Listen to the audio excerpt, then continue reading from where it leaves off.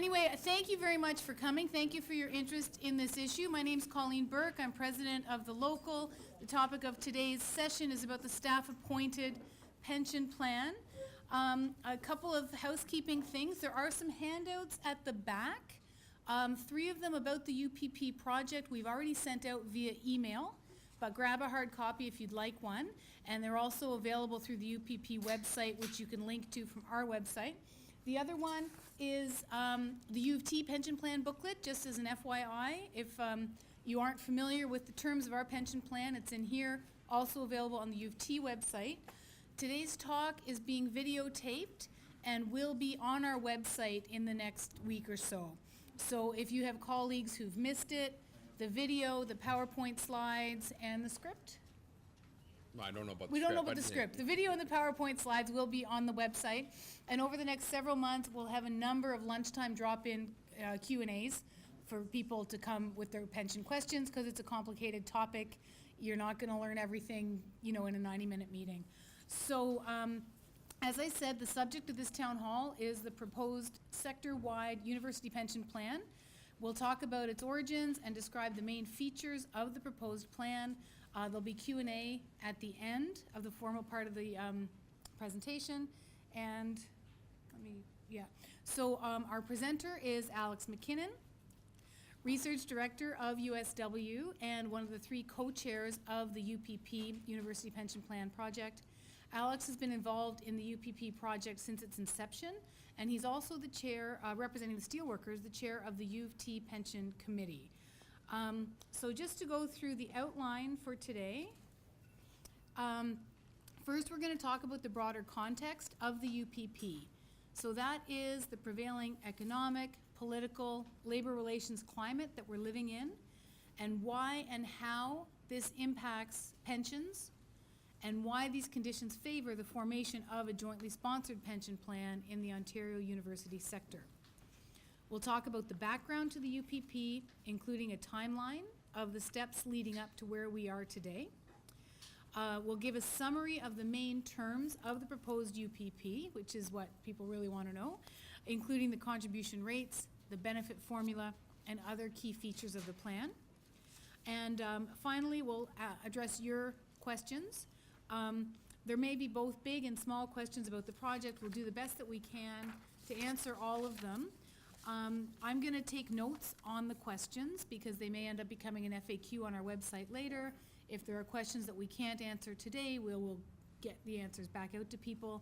It is a project that's in progress, so we may not have answers for every question, but we will provide the information in a timely and accessible fashion. So I will now turn it over to Alex. There you go. Thanks, and thanks for coming out on such a nice day to talk about pensions. I'm not sure, but so one of the things that we've been doing a number of these town hall sessions, and some of them we've been just doing steelworkers by themselves, and in some we've been doing the faculty and steelworkers. We're going to be doing a number of joint sessions as well later on. The unfortunate part about this is that you've got to listen to me now for the next 25 minutes, strictly about pensions. At least I got one fan in the front there. So a couple of things, and Colleen's going to switch the slides for me. So this represents, and we've got a bit of a script, so if I keep looking down to read, it's because we want to make sure is that it doesn't matter who's presenting in which campus, because I'm at Queen's tomorrow with the faculty, that we're saying the same thing to everybody.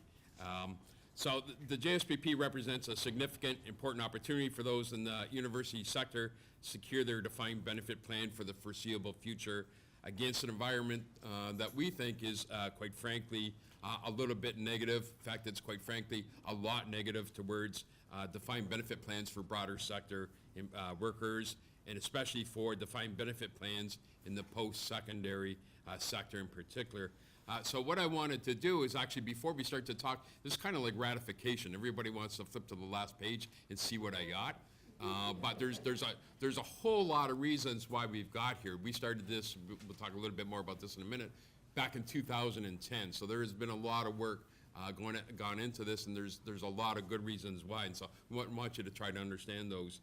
So one of the things I want to do is to spend a few minutes on the broader context on which we're actually preparing and making this UPP. We call it UPP for short. That's the University Pension Plan. So one of the things is that defined benefit plans around the world are facing a lot of risks, and including here in Ontario. And there's 4 different risks that I just want to sort of briefly touch on. And those are financial, those are regulatory, they're governance and political, and these are all inherent within the defined benefit plan design, which we're located. So I think it's important to stress that there's a lot of debate going on right now, that in fact there's no one mode of delivery of pensions that sort of is less riskier than the other. What's important here is that how do we actually sort of address those risks, how do we mitigate those risks, and we think that in fact to do that, the University Pension Plan is the best way to go. So next slide. The financial and regulatory risks, so I want to spend a couple of minutes talking about that. One of the increases that we face is longevity. The fact that you quit smoking is not a good thing for pensions. You're living longer. The longer you live, the more expensive it is for pensions, the more it costs. So longevity has been a problem that we've been addressing in defined benefit plans and having to deal with. And in fact, it's throughout the Western world that we're facing that problem. And in fact, in Canada in particular, has been seeing a bunch of increases to the cost of our pension plans around longevity. And secondly, as anyone knows, if you follow the financial markets, which we do on occasion, that in the last 10 years, the long-term interest rates have dropped, and they're very low. So if you renewed your mortgage, you got a boat loan or whatever you've got, you know, the mortgage rates have been relatively low, whereas the last 40 or 50 years, they've been actually a lot higher. And so for us, we sort of expect real interest rates to sort of go in the 3 to 3.5% range. And real interest rates right now are around the 2% range. And you think that's not that much of a difference between those two? It's a huge difference in the cost of pension plans.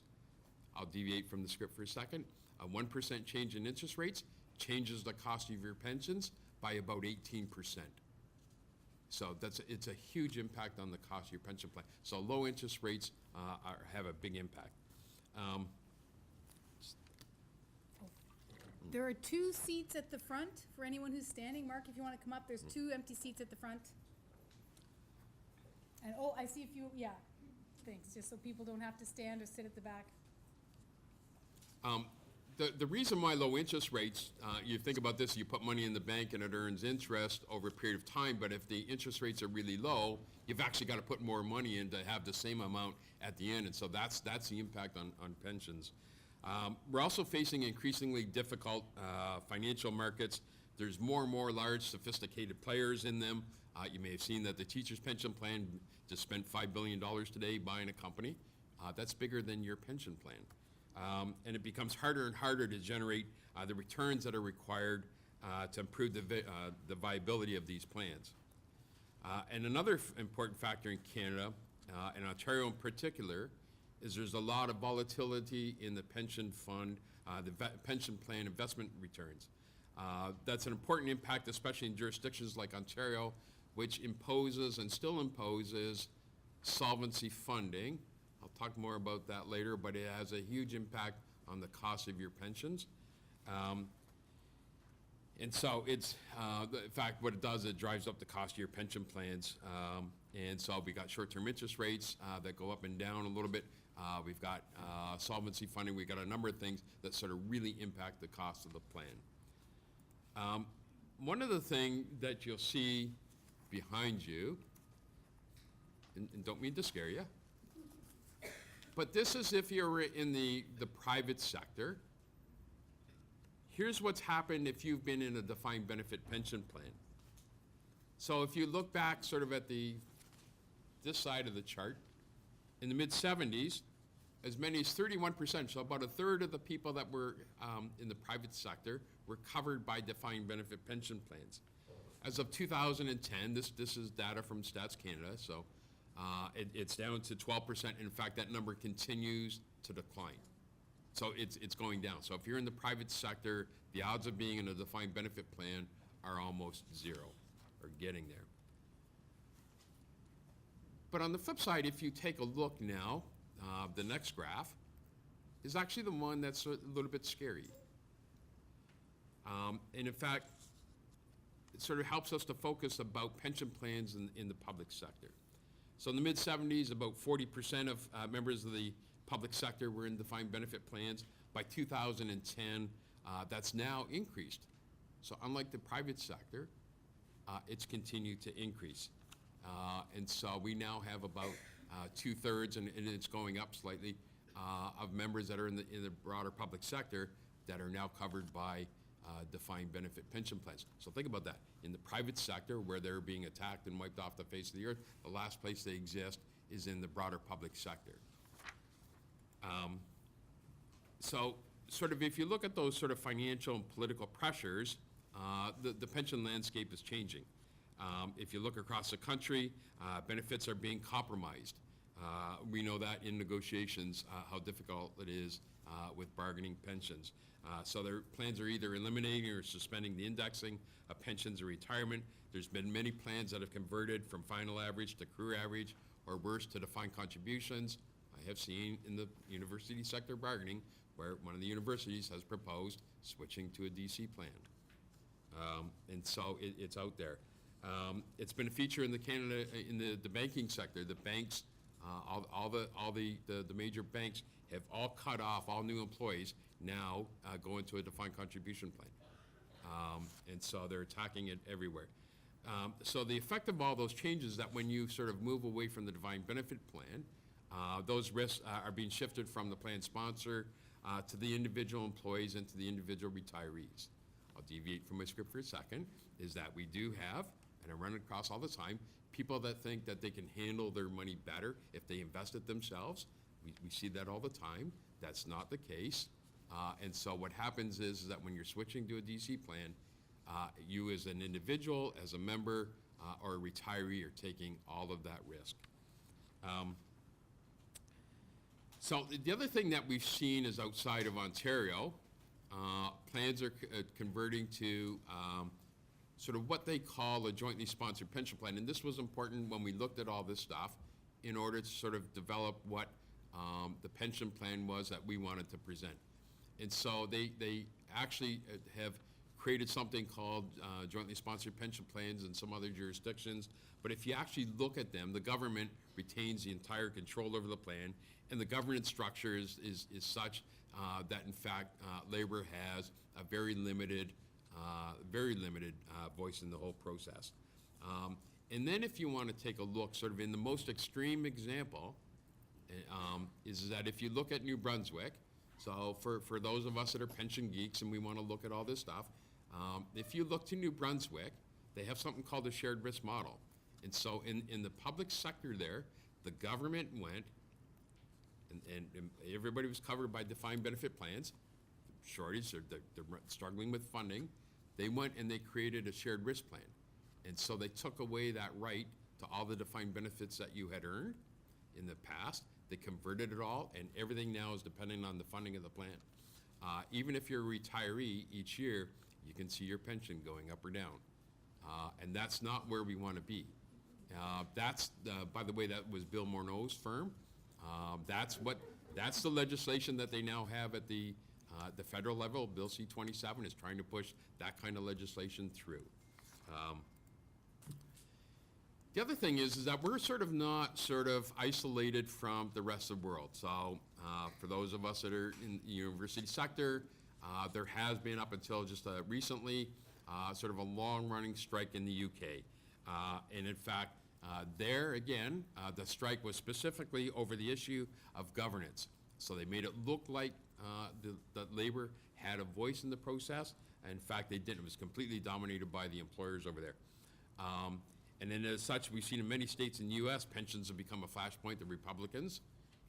We're about to elect one here in the province. And so if you look at, even in California, where there's the CalPERS pension plan, they just had a Supreme Court case where they thought they were entitled to a number of specific rights. Those were taken away, or the court said they don't exist. And so even the courts are starting to interfere. So now that I've given you like a lot of bad news, that in this sector, the Ontario JSPPs, so when I talk about the Ontario JSPPs, we're talking about the teachers and the HOOP and others, they're a very effective response to the problems that we face. And so that's been actually, with all those pressures, that was the triggering point for us to say, we need to find a better way to provide for pension retirement security for university sector workers in the long run. And so if we're looking at the Ontario JSPPs, they have joint governance that's anchored in the collective bargaining relationships, which we're going to talk about later in the presentation. And suffice to say that there's no third parties that have control over the future of the pension plan. It's an effective and functional distinction between sponsorship and administration. We're going to talk about that a little bit later. So it's not only sort of like in your collective agreement, what I get on the last page, it's what all the language is that's in your collective agreement that's really important. This stuff is really important, what the governance is, what the sponsor board is, what the administration board is, extremely important. Like I said, there's economies of scale in those, and investment opportunities in those JSPPs that we don't get. Even in our pension plan right now, the U of T is about $5 billion.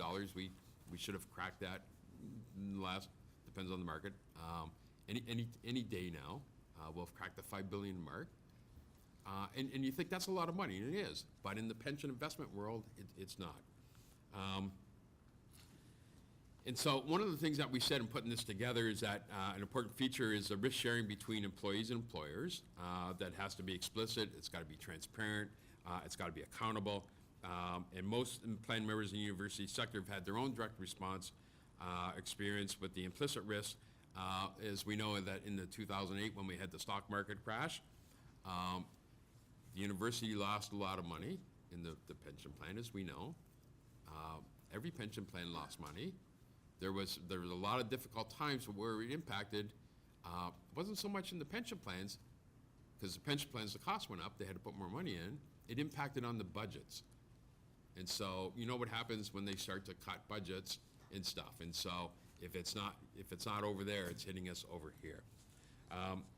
And lastly, one comment about the Ontario JSPPs is being in the sort of category of being in a distinct bunch of pension plans that are actually known around the world for their administration, their governance structures, and their investment strategies. And it's in fact on the Ontario JSPPs that we've in fact modeled the UPP. Break.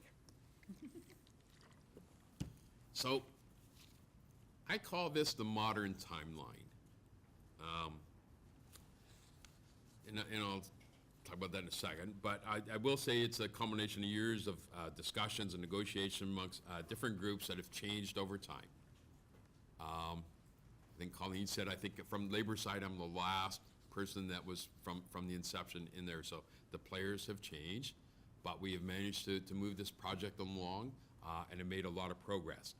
It's been lengthy, there's been a lot of hard work, but one thing, it's always been collegial and productive. And I know that we're in here by ourselves, but we have been, surprisingly, working very closely with faculty across all the various campuses in order to do that. It'd be nice if that relationship extended to everything else, but certainly on the pension stuff, we have been working very, very closely with them. So, like I said, this is the modern one. It actually, this stuff started back in 2010, so it's been a long time working, but as we sort of moved through a couple of iterations of this project, the first mediation that we had took place in November 2015. Colleen was lucky enough to attend an entire weekend in November out by the airport, stuck in a hotel in the middle of nowhere. We had 6 different universities at the table and the faculty associations that were there. The next one, mediation, we call it the Mother's Day weekend. So it was in May 2017, it was Mother's Day. And most of us, none of us made it home for Mother's Day. We know. And so we had 3 universities. By then, what had happened was we were down to 3 universities. So 3 universities said, let's get together. We think we can make this work. We'll put it together, and whatever we create, that's going to be the plan for everybody else to come in. So there was the 3 faculty associations, there were the steelworkers, there was the ATFA was in there as well as part of the faculty associations. CUPE was in there, Unifor was, OPSU, and OSSTF. And at the end of the mediation, the majority of the participants actually arrived at an agreement to establish a sector-wide, we're calling this, it's a sector-wide JSPP, so this is open to any university in the province. And we settled on the essential framework for the new pension plan. And despite the work to reach an agreement with all the participants, unfortunately, there were some issues that couldn't be reconciled, and some groups voluntarily withdrew from the process, leaving the 3 faculty associations and the 3 steelworker locals here at U of T, at Guelph, and at Queen's. And so we continued discussions with the other unions, the other parties after the mediation. We hope to actually reach an agreement on some of the stuff. We weren't able to, but between the faculty associations and steelworker and the employers, we had a conditional written agreement that was signed in the summer 2017, and included the sign-on of a group of employees that don't have formal bargaining that we refer to as the unrepresented group. We're going to talk about, I call them the non-union, some people call them the unrepresented. We're going to talk about them in a second. So a little bit of background. So the 3 faculty associations, the steelworkers, and the 3 university administrations, we've been hard at work since last summer to solidify the details of the UPP and refine the agreement that was reached in May. And we're pleased to be able to present the UPP today. We think, and hopefully, that you'll see this sort of sector-wide initiative as extremely important to secure pension plans across all the universities in the sector for everybody that works in the universities. I will say it's been rewarding to see, I said all the different bargaining agents coming together and meeting and trying to resolve this. Like I said, we've established a relatively good relationship with the faculty associations. And I will say that even though we're not finished, we spent an enormous commitment of time and resources by each of the sponsors. You'd be shocked to see how much money has actually gone in to try to make this work, and because it takes a lot, and we still have a long road ahead of us. It's an important effort, and we're pleased to put it in front of you. And we're going to continue to invest our time and our resources in this process and work with all the employee groups towards the common goal. So the key features, so what we're going to do is sort of run through some of the key features over the next couple slides, how it'll run, what kind of pension benefits will be provided, and what the design structure, that when you see the stuff, you should actually be relatively familiar with what it actually looks like as we go through. So you can appreciate that when you're trying to put a number of different universities all together that all have different benefit structures and different sort of nuances to their pension plan, it's a complex task of trying to sort of put all of those things together. We like to think that we have done that. We've said it's going to be available to all the universities across Ontario and their employees on a voluntary basis. So much like the progress to date, expected that the bargaining agents and university administrations in other Ontario universities would come together and negotiate the timing in terms of entry into the plan. The model of the UPP, we expect it to grow. We know there's a number of universities that are waiting, that are sort of hanging in the wings, keeping updated, want to be able to join as soon as this plan starts. So the UPP is going to provide for a defined benefit pension plan, very similar to what you have now, by formula which takes into account earnings and service, just like you have now. Your past service, this is the important part. So it's one of the important parts. so your past service that you have under your current pension plan is gonna get transferred into the new UPP. So the new UPP will start, let's say it starts on January 1st, 2020.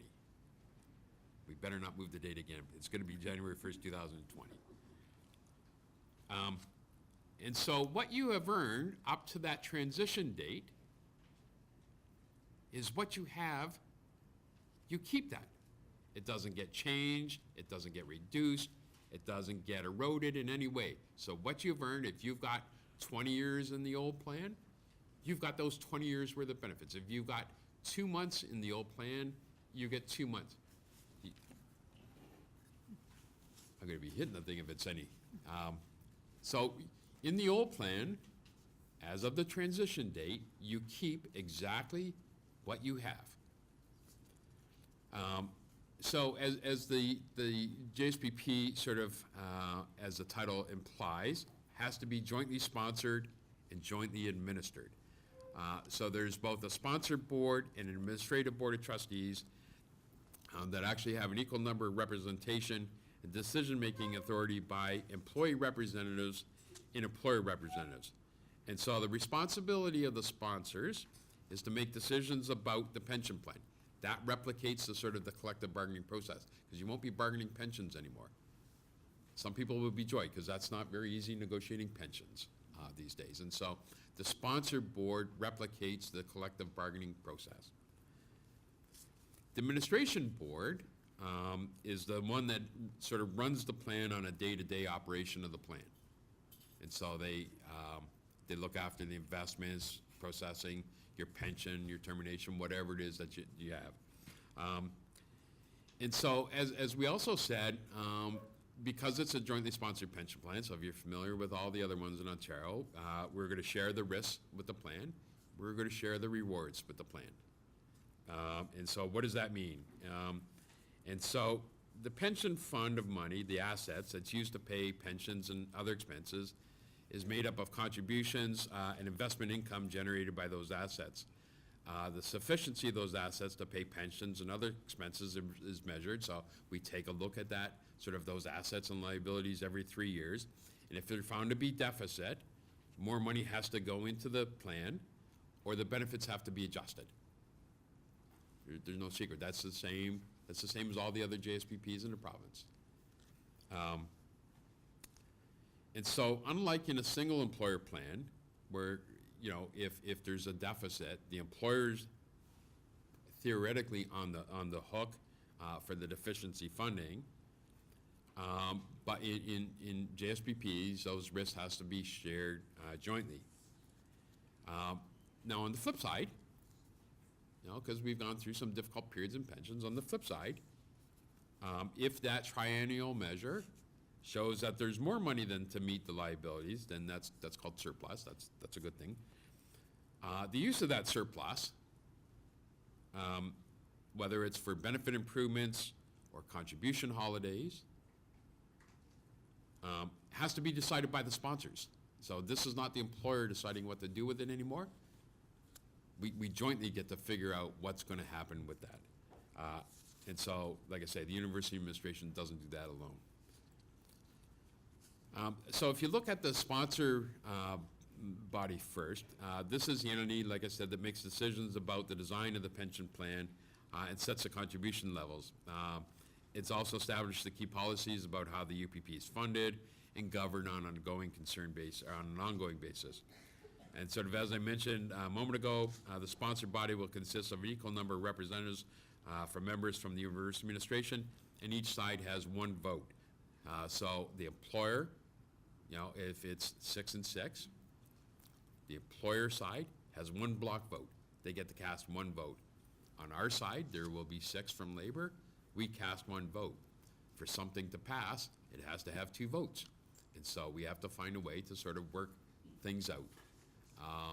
So the employer, if they want to do one thing and we want to do something else, the plan doesn't change until we can actually come to an agreement. So it has to drive consensus. The next slide is on the Board of Trustees. So the Board of Trustees is the entity that's sort of responsible, as I said, for the day-to-day operations of the pension plan, and it actually has the statutory authority, so it's the one that's legally responsible for the administration of the plan under the Pension Benefits Act of Ontario. And so the Board of Trustees will have an equal number of university and member representatives. And here's where the unrepresented or the non-union people, here's how we have sort of addressed their concerns. So we've added one additional member to that administration board that comes from the unrepresented groups from the various universities that participate. They have to figure out amongst themselves how they actually elect that person. And although the details of like how many people sit, so we haven't decided whether it's a 6 and 6 or 3 and 3 with the unrepresented, it'll be an equal number of employer, equal number of labor, plus one additional unrepresented. We haven't figured out exactly how big that board will be, but we've actually got a working group that we're starting that process now. The one additional trustee, the one additional unrepresented person, they get a seat at the table, but they don't get a deciding vote. So if we got an equal number, and the employer says, they all say one thing, and labor all says one thing, and then we've got the unrepresented person, that unrepresented person can't make or break a tie. And so you can read between the lines what kind of vote that is. The unrepresented are big groups on the various campuses. We had a lot of discussion about their involvement, and so we've provided that seat. Labor's had some strong issues, and we sort of sawed things off, and that's, so they get a seat on the administration board, but they can't make or break a tie. So the funding of the plan, this is one of the interesting things. So to start with, the funding of the deficits on a going concern basis that is in your current plan. So your current plan, all three plans, have a shortfall. So they don't have enough assets to meet all of their liabilities. And so if they walk into the UPP, we said, we're not going to share them. We're not going to start paying for half of that. That's your responsibility. And so each of the plans, when they come in, there's a process that the employer is responsible for those existing deficits of, let's call it the legacy plan of your plan that you have now. So we're not going to be responsible for that. And then after joining the UPP, we're going to have what's called the current service costs. So that's the benefits that you earn each year. And so the cost of those benefits going forward are going to be 9.1% below the YMPE and 11.3% above. And so as we all know, the YMPE is the year's maximum pensionable earnings. It's set by CPP. I know that those contributions are higher than what you pay now. I'll come back to that. We recognize, and in fact, in some of the universities, these represent some big jumps. But the employer also pays the exact same amount. And then over time, pension plans, like most pension plans, they have gains and they have losses. And so if we look at sort of from the inception date forward, if there's gains or losses, we share in those equally. And so if there's gains, we get the benefit of that gain. If there's a loss, then we have to figure out how to address it. And so we can either do that through increased contributions. Nobody likes to do that, nor nobody likes to cut benefits. And so that's why we've designed the plan, I think, to be really sustainable, hopefully. The next slide. So the accrual formula, you might recognize this. So for under the YMPE, it's 1.6% of your earnings. And then for any earnings that you have above the YMPE, it's 2% of your average annualized earnings. And so we know, even in your plan right now, the rate below the YMPE is sort of makes up for the fact that you're going to get Canada Pension Plan on those earnings. The best average earnings are not, they're the best 48 months. They don't have to be consecutive months. So any 48 months that you work, the best ones, that's what your average salary will be calculated on. So we've got an example up there of somebody that's making $75,000 a year. I know for some that may be low, for some that may be really high. For some of the faculty, it's very low. But it is, in fact, we just picked an example of somebody, and you can sort of plug in your numbers for what you want, and you can come up with sort of what your case would look like. So the retirement dates, again, the normal age at which a member can retire with an unreduced pension is age 65. That's what your present plan is. The early retirement date a member, so that you're able to retire from the university pension plan at any date after reaching age 55, and that's the Ontario Pension Benefits Act, that you were required to provide that. And so if you don't meet the eligibility requirements for an unreduced pension, I'll talk about that in a second, then your pensions are reduced by 5% each year from the start of your pension plan to age 65. The early unreduced retirement, so that's when you can retire with an unreduced pension, is based upon reaching age 62, and provided that the sum of your years in service is including the service under your old plan. So if you got 20 years under the old plan and 10 years under the new plan, so you add that service together. So as long as your age and service add up to 80 or more. Now, the next slide. We recognize that in some places this is actually a better benefit than what they have, and in some places it's not as good. We recognize that. And when somebody asks me a question about this, we'll answer this in the question and answer period, but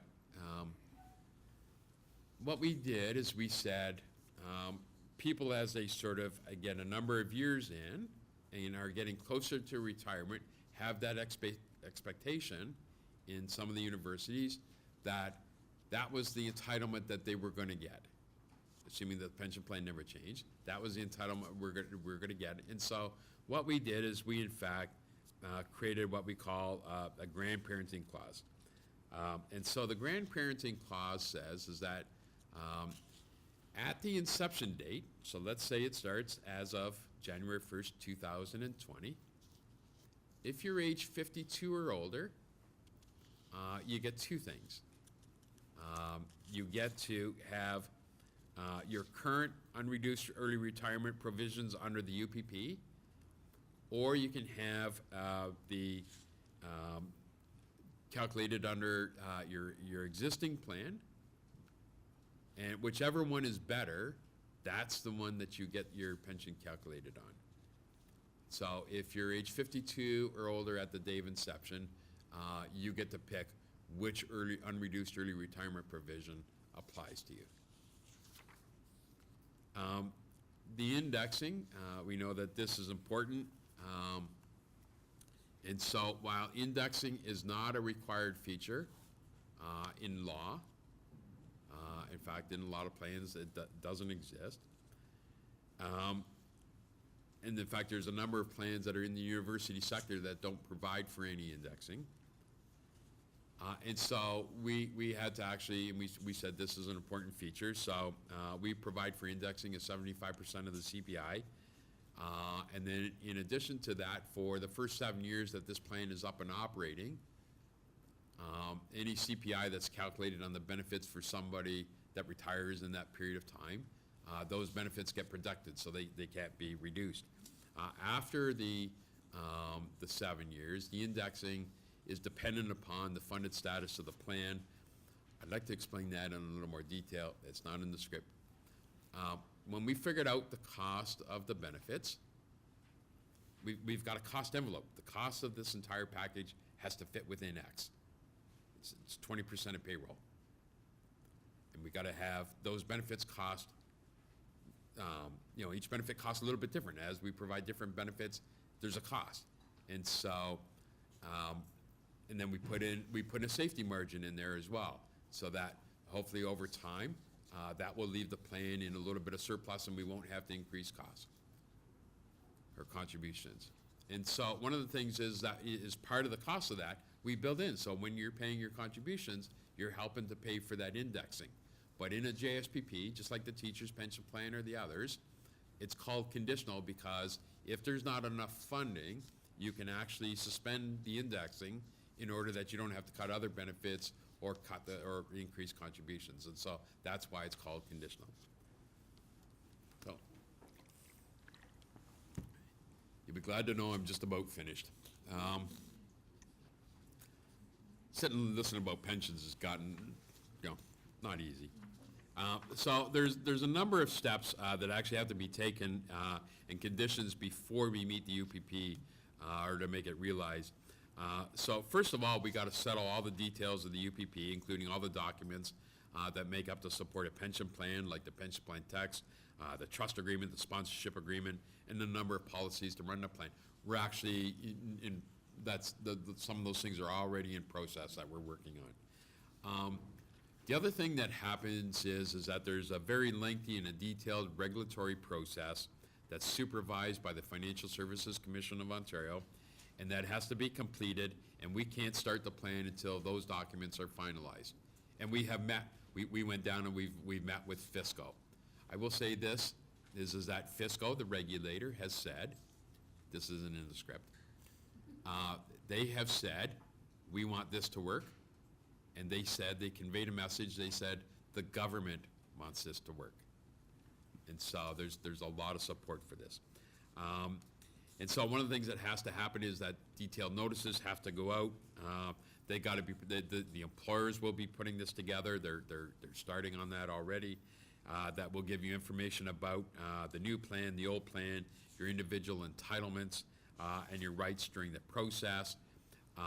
Before those notices are sent out by the universities, each faculty association and each union that represents members that are in the pension plan have to conduct a local vote, and so we'll be conducting a ratification vote that says, do you support going into the, this isn't the wording of the ballot, but do you support going into the UPP or not? And so then there's a consent and objection process for the unrepresented employees and for the retirees. We're going to continue to provide for information updates and webinars. We've already done a webinar for a number of people. We're going to have a number of these town halls. I think I've got one every day this week. And so we're going to continue to provide education. We've got some printed material. We're going to provide for some more material. Let me see, there's also sort of a very detailed process for transferring assets. And so that's another sort of complex issue that we're continuing to work through. That's also highly supervised by the regulator. And so all of this stuff, we need the regulatory authority by FSCO in order to proceed. And so one of the reasons why we have been doing this, from the employer's perspective, I don't want to sound like the employer, but from the employer's perspective, one of the reasons for doing this is that they get exemption from solvency funding. Solvency funding is a huge problem for universities to fund on, and they're still required, if they're at a certain funded level, to fund on a solvency basis. That means their payments go way up. If their payments have to go up, the money has to come from somewhere. So one of the things is that the JSPPs in the province are all solvency exempt. And part of the provision is that if we create the UPP, we also have to have a regulation change that says that the UPP is also solvency exempt. Otherwise, the employers aren't going in. I will say that from the other side is that, and I know it's going to come up in a question when we talk about the contribution rates, we're going to end up paying half. We're going to pay half no matter which way we go. And we're going to pay for half of our pension. And if we're paying for half, we have said we ought to have half the say in this process. And so for us, that's one of the benefits for us. So as we're going through this, we've got to get a board of trustees in place. They have to build all the infrastructure for the investments, for the administration, that has to support the sort of day-to-day operational plan. We have to hire a third-party administrator. That's the job that currently your university HR departments are doing. Will now be having done by sort of an outside third-party administrator. We've got to have actual advisors, accountants, and legal advisors, and all kinds of people, and all those have to be lined up and put into place and operational before the pension plan is actually operational. And then, like I said, there's a process for Fisco to still monitor everything. And so suffice to say, starting up a new pension plan isn't like turning on a light switch. It's a necessarily complex process, and it's going to proceed. We're paying a lot of attention. We're focusing on all the detail, like it's your collective agreement. All the detail, the devil's in the detail. It's all in the writing. We're paying a lot of attention to that, and we're developing that joint governance model. And so I think this is the last slide.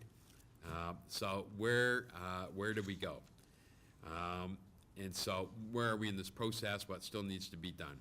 So one of the things that happened is that we had yet another mediation session on April 7th, where we continued to hammer out some more of the details of the plan. So we still are working on the structures and operation of the two governing boards, the sponsor board and the board of trustees. So we're trying to get all of those details. I think on some of them we're very, very close. We're just sort of trying to finalize the details on the administration board through a working group.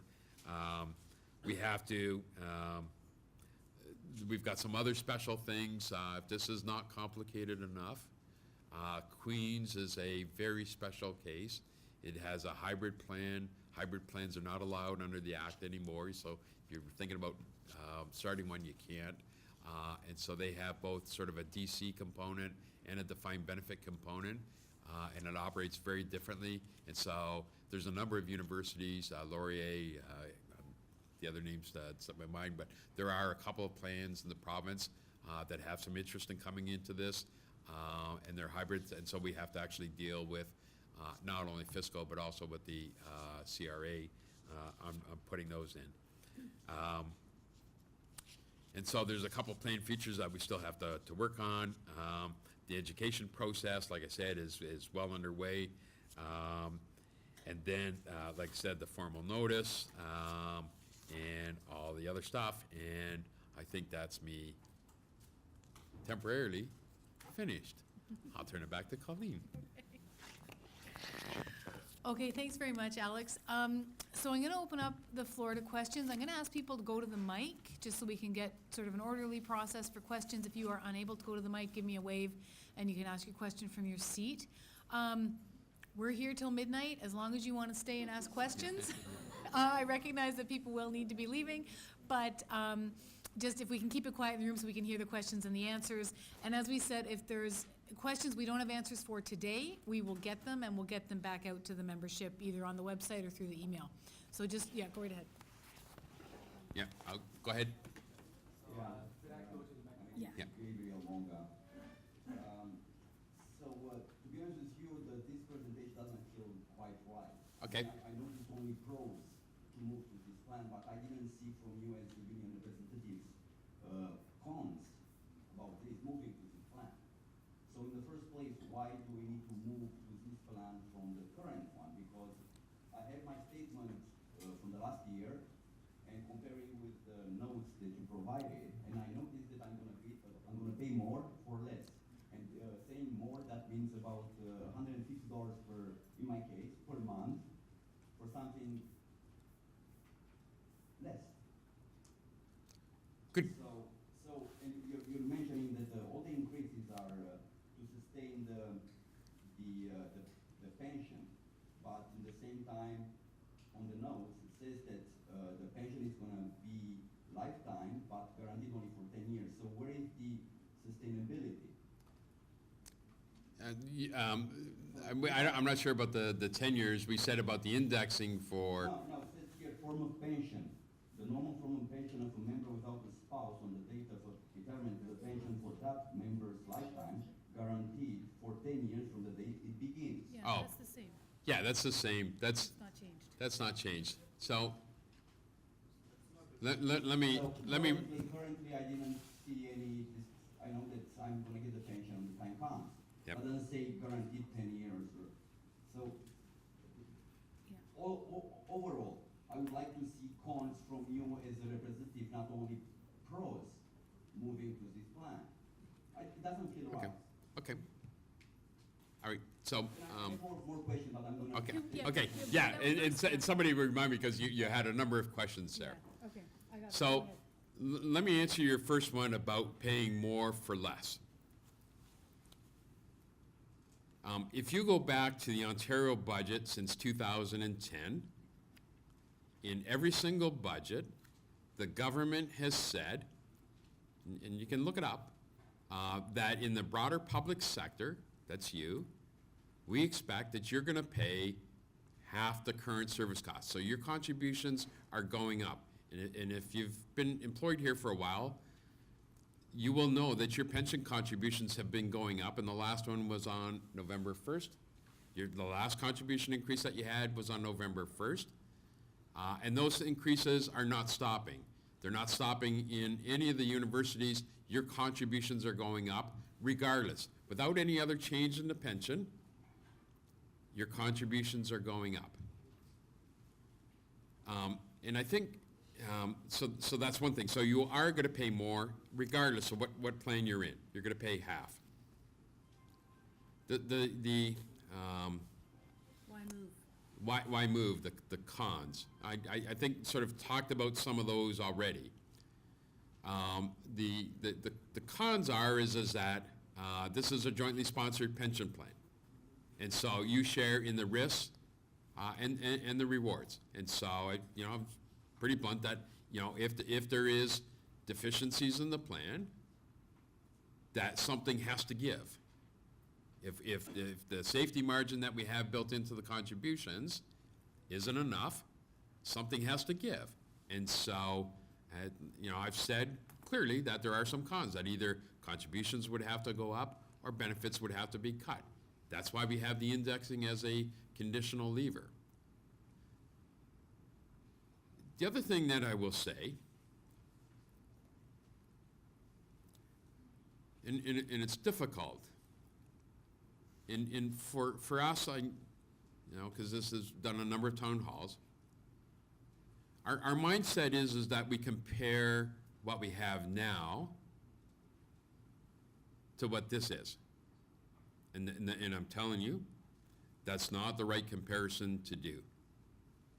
You should think about what the pension plan's gonna look like in 5 or 10 years, your present plan, and compare that against the UPP.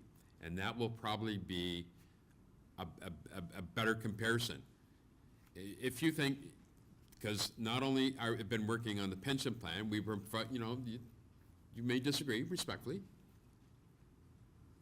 You go across the various sectors in the university, our pension benefits have continuously been under attack during bargaining. And they're gonna continue. Your contributions are going up and the attacks are not gonna stop. If you think that that you're gonna be better off in the present pension plan, and you think that that's gonna be the same pension plan 10 years from now, then you should vote to stay in the existing plan. It's your choice. Yep. Yeah, just to the point about why move and sort of what the cons are, is, as Alex, at the beginning of his presentation, is about the current climate and the erosion of pensions, the movement to two-tiering. We've seen so many strikes in steelworker locals, not in the university sector, but in the private sector across this, last few years, because they want to bring in defined contribution for new hires. They want to do two-tiering. So you're right. If you look at the piece of paper you've got now and this new piece of paper, there are two big differences. One is it's the best 48 months instead of the best 36 months. So that is not as good as our current plan. The other one is 62 retirement instead of 60. Although this grandfathering, not as good as our current plan. Everything else is the same because our contributions are going up either way, right? So yeah, if you just want to look at that piece of paper and this one, those are the two big cons. But what we're saying is, we don't think that current piece of paper is going to look the same over the next 5 years, 8 years, 10 years. So it is a crapshoot, right? You're gambling against what you think might happen. But we feel that this is the safer option. And also, under the current solvency arrangements, U of T is paying millions and millions and millions of dollars every year to the province to pay off their solvency. That's money that's not going into budgets. That's money that's not going into your departments, not going into our pay increases, right? So on the one hand, yeah, it's like, oh, management gets to save money on solvency. Good. That's good for us too, because that might mean fewer org changes. It might mean better pay increases. But anyway, to your direct question about the cons, those are the two, if you line the two things up side by side, those are the two cons. The other one is no grow-in rights for people who are kind of close to that retirement date, but not quite, who get laid off. So that would be the other, the three concrete cons. Why doesn't CPP show more confidence in the plan, starting with the same rates like we have now, then just start from the beginning with increased rates? We already got hit by the 50-50 in the fall, so we're already paying more than before. We're affected. Why doesn't CPP start with the same rate? And because they're going to start with our pensions, right? It's going to be transferred. So CPP doesn't start, UPP, yeah. It doesn't start with no money. It's going to start with a big budget, our pensions, right? Why it doesn't start with the same rates like we have now? So we don't feel like we are right up front, charge more or less.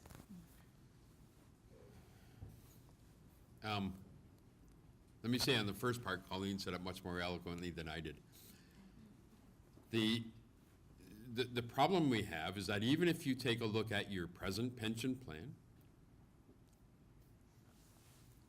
you're going to pay, like I said, you're paying more. We recognize that, but you are going to continue to pay more. The employer is going to bargain that with all the bargaining units, so your costs are going up.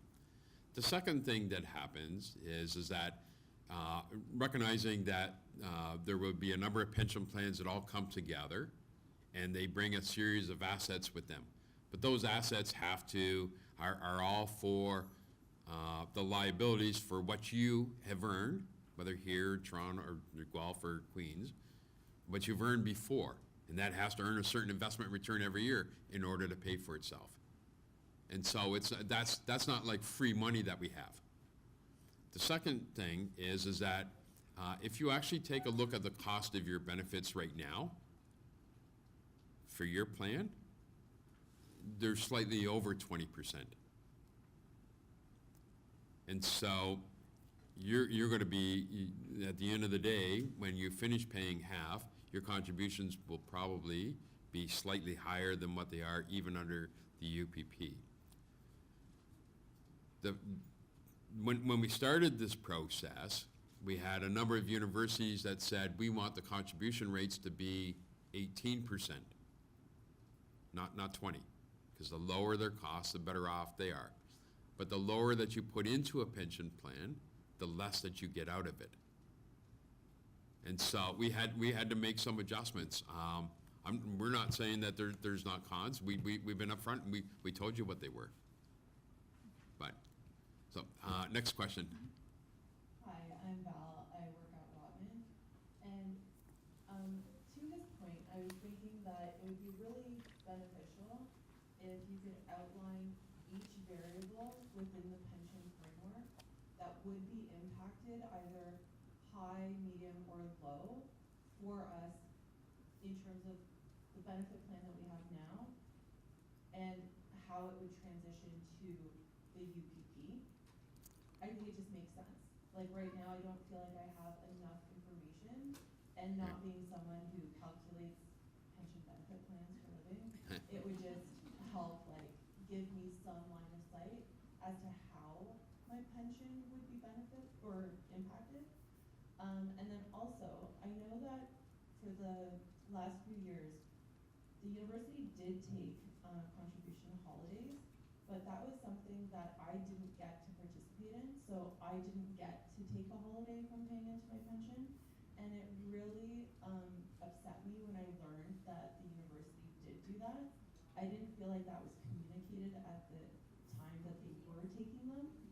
And in this new plan, if we do vote, because we do have a vote, well, we have a choice. If we do vote to go to the UPP, would we possibly get to participate in the holiday if our returns are at that level? Or would we be in a decision point, or in terms of the process of making a decision of how those funds be used? Good question. A couple of things. I mean, we're just starting the town halls now, and I think a couple of people here have noted your concern about sort of the comparisons.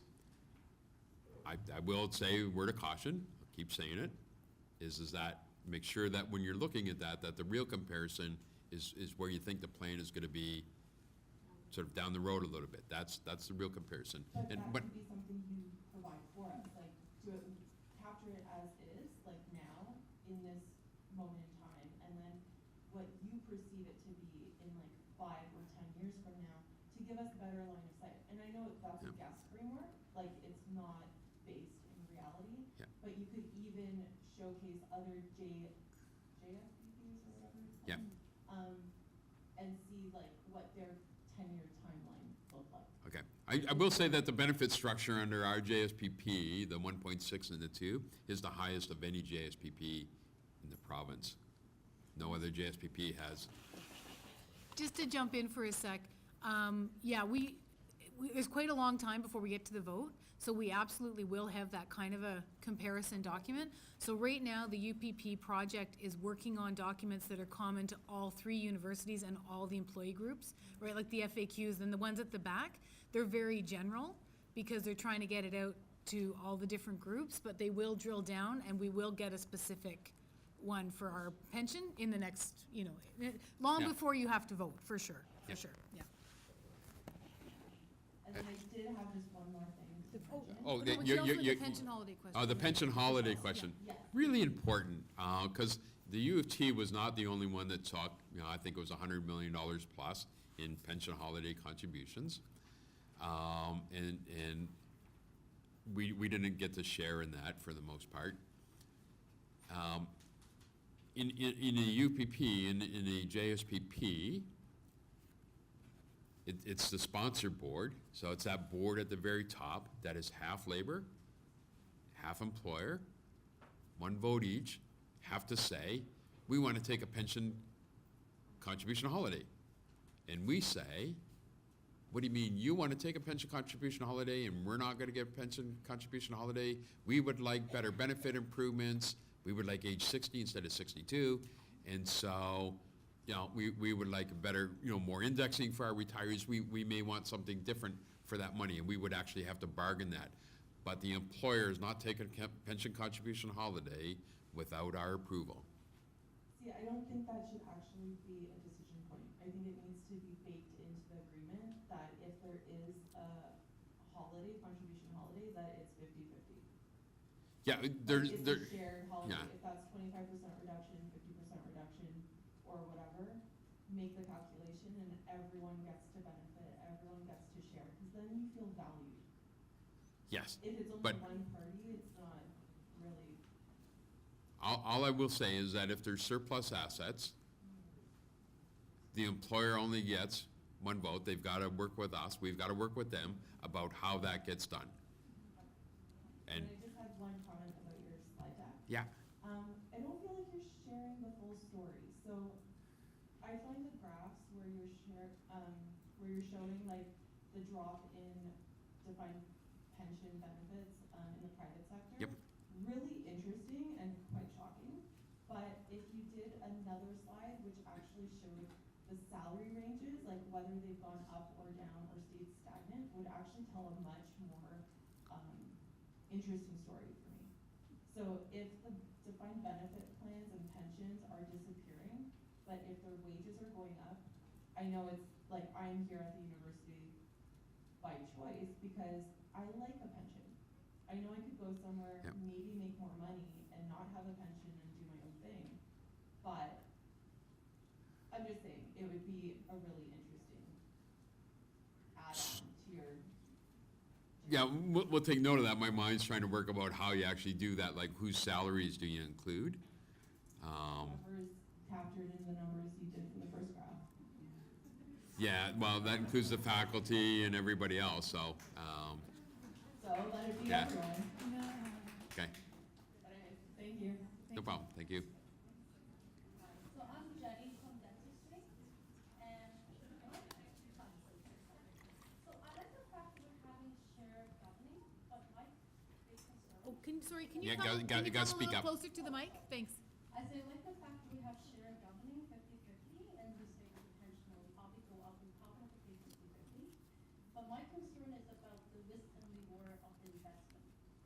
Because I'm not sure if a lot of people buy stocks. The stock market is crazy, and let's say Donald Trump decided to attack North Korea, we're gonna pay a lot more than 50-50. So I don't want the risk, I don't want to share that part of it for investment. Because right now, the university, yes, they have lost money in 2008, but probably because they have very bad investment advice, because over the last 10 years, people have recuperated their amount. So during the good year, U of T have benefited from all those investments that made money, and from 2008, now they're losing money. So why should we continue with sharing this risk? There's no guarantee in the stock market, There's no guarantee, but but it's gonna What- cost us more.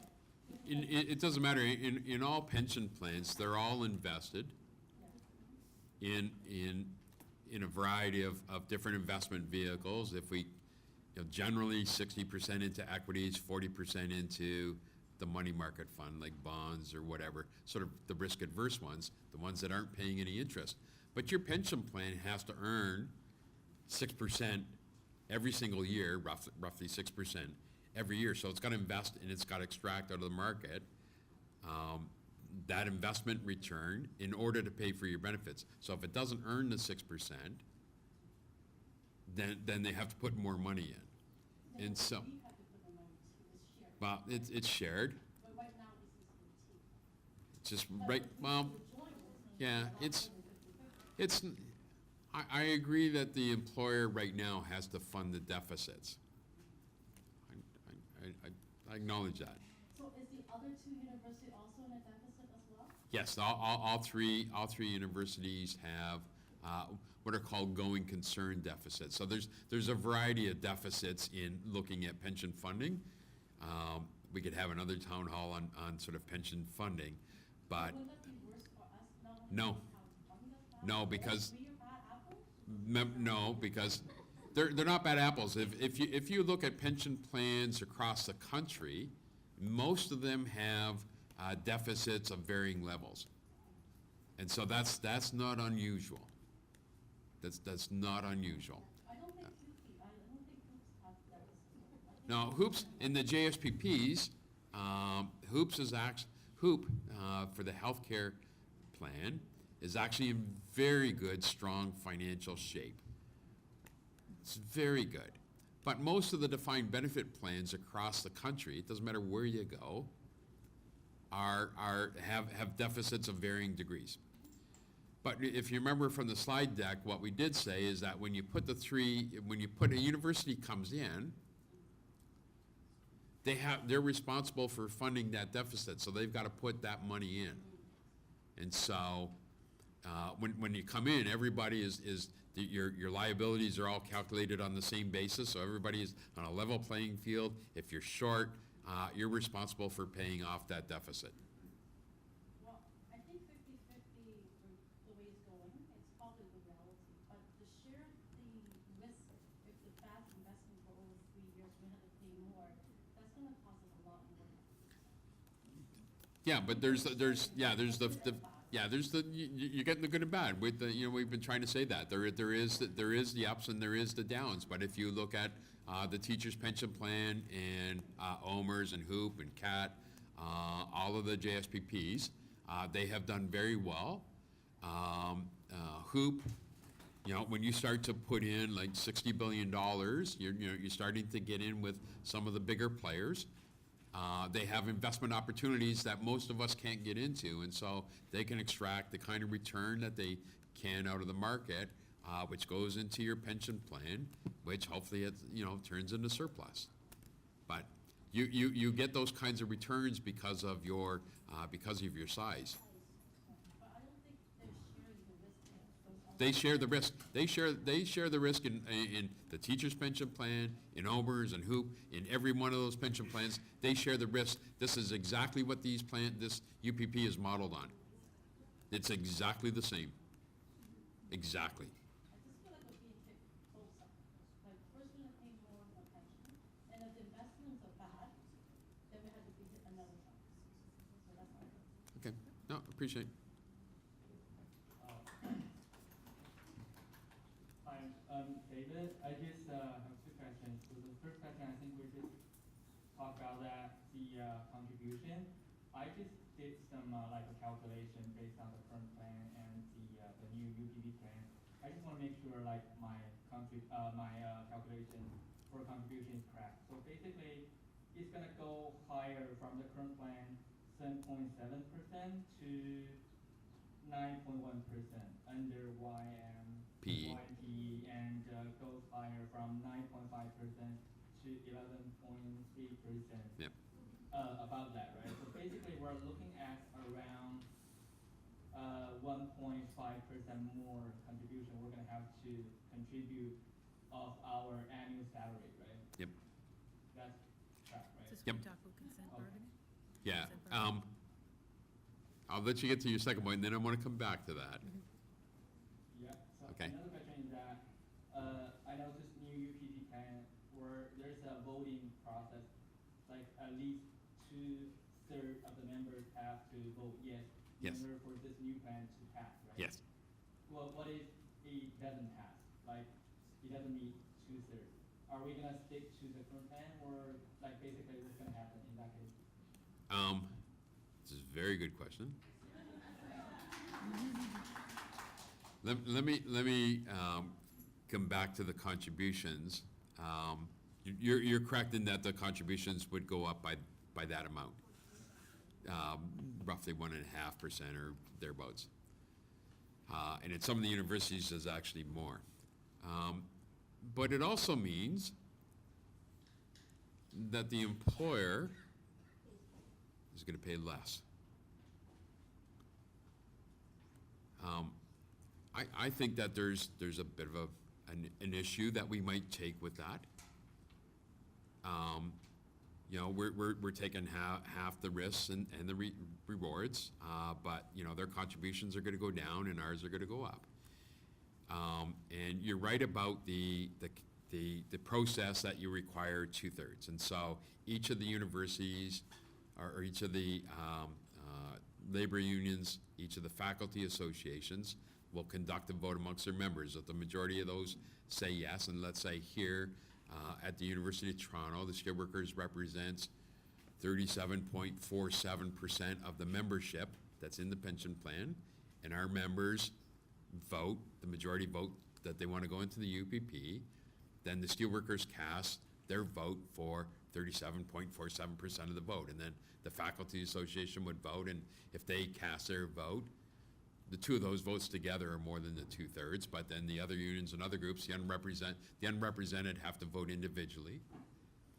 And then no more than 1/3 of the retirees have to object, and that's a pretty high threshold. So then the question is that, two things. I'm still going to come back to the contribution in a second, but what happens if we don't meet that threshold? I think that's a problem. I think it's a big problem, and I think there's at one level there is safety in where we are right now, because our present pension plan, we're familiar, we're safe with it. But I think what's going to happen, I would think, and I'm not saying this to scare the crap out of you, it's like this is what's happening everywhere else, is that we will be under continued attacks they will have to put more money into the pension plan. That money's gonna come out of budgets. It's not coming out of faculty. And so it's us that gets hit, it's CUPE that gets hit.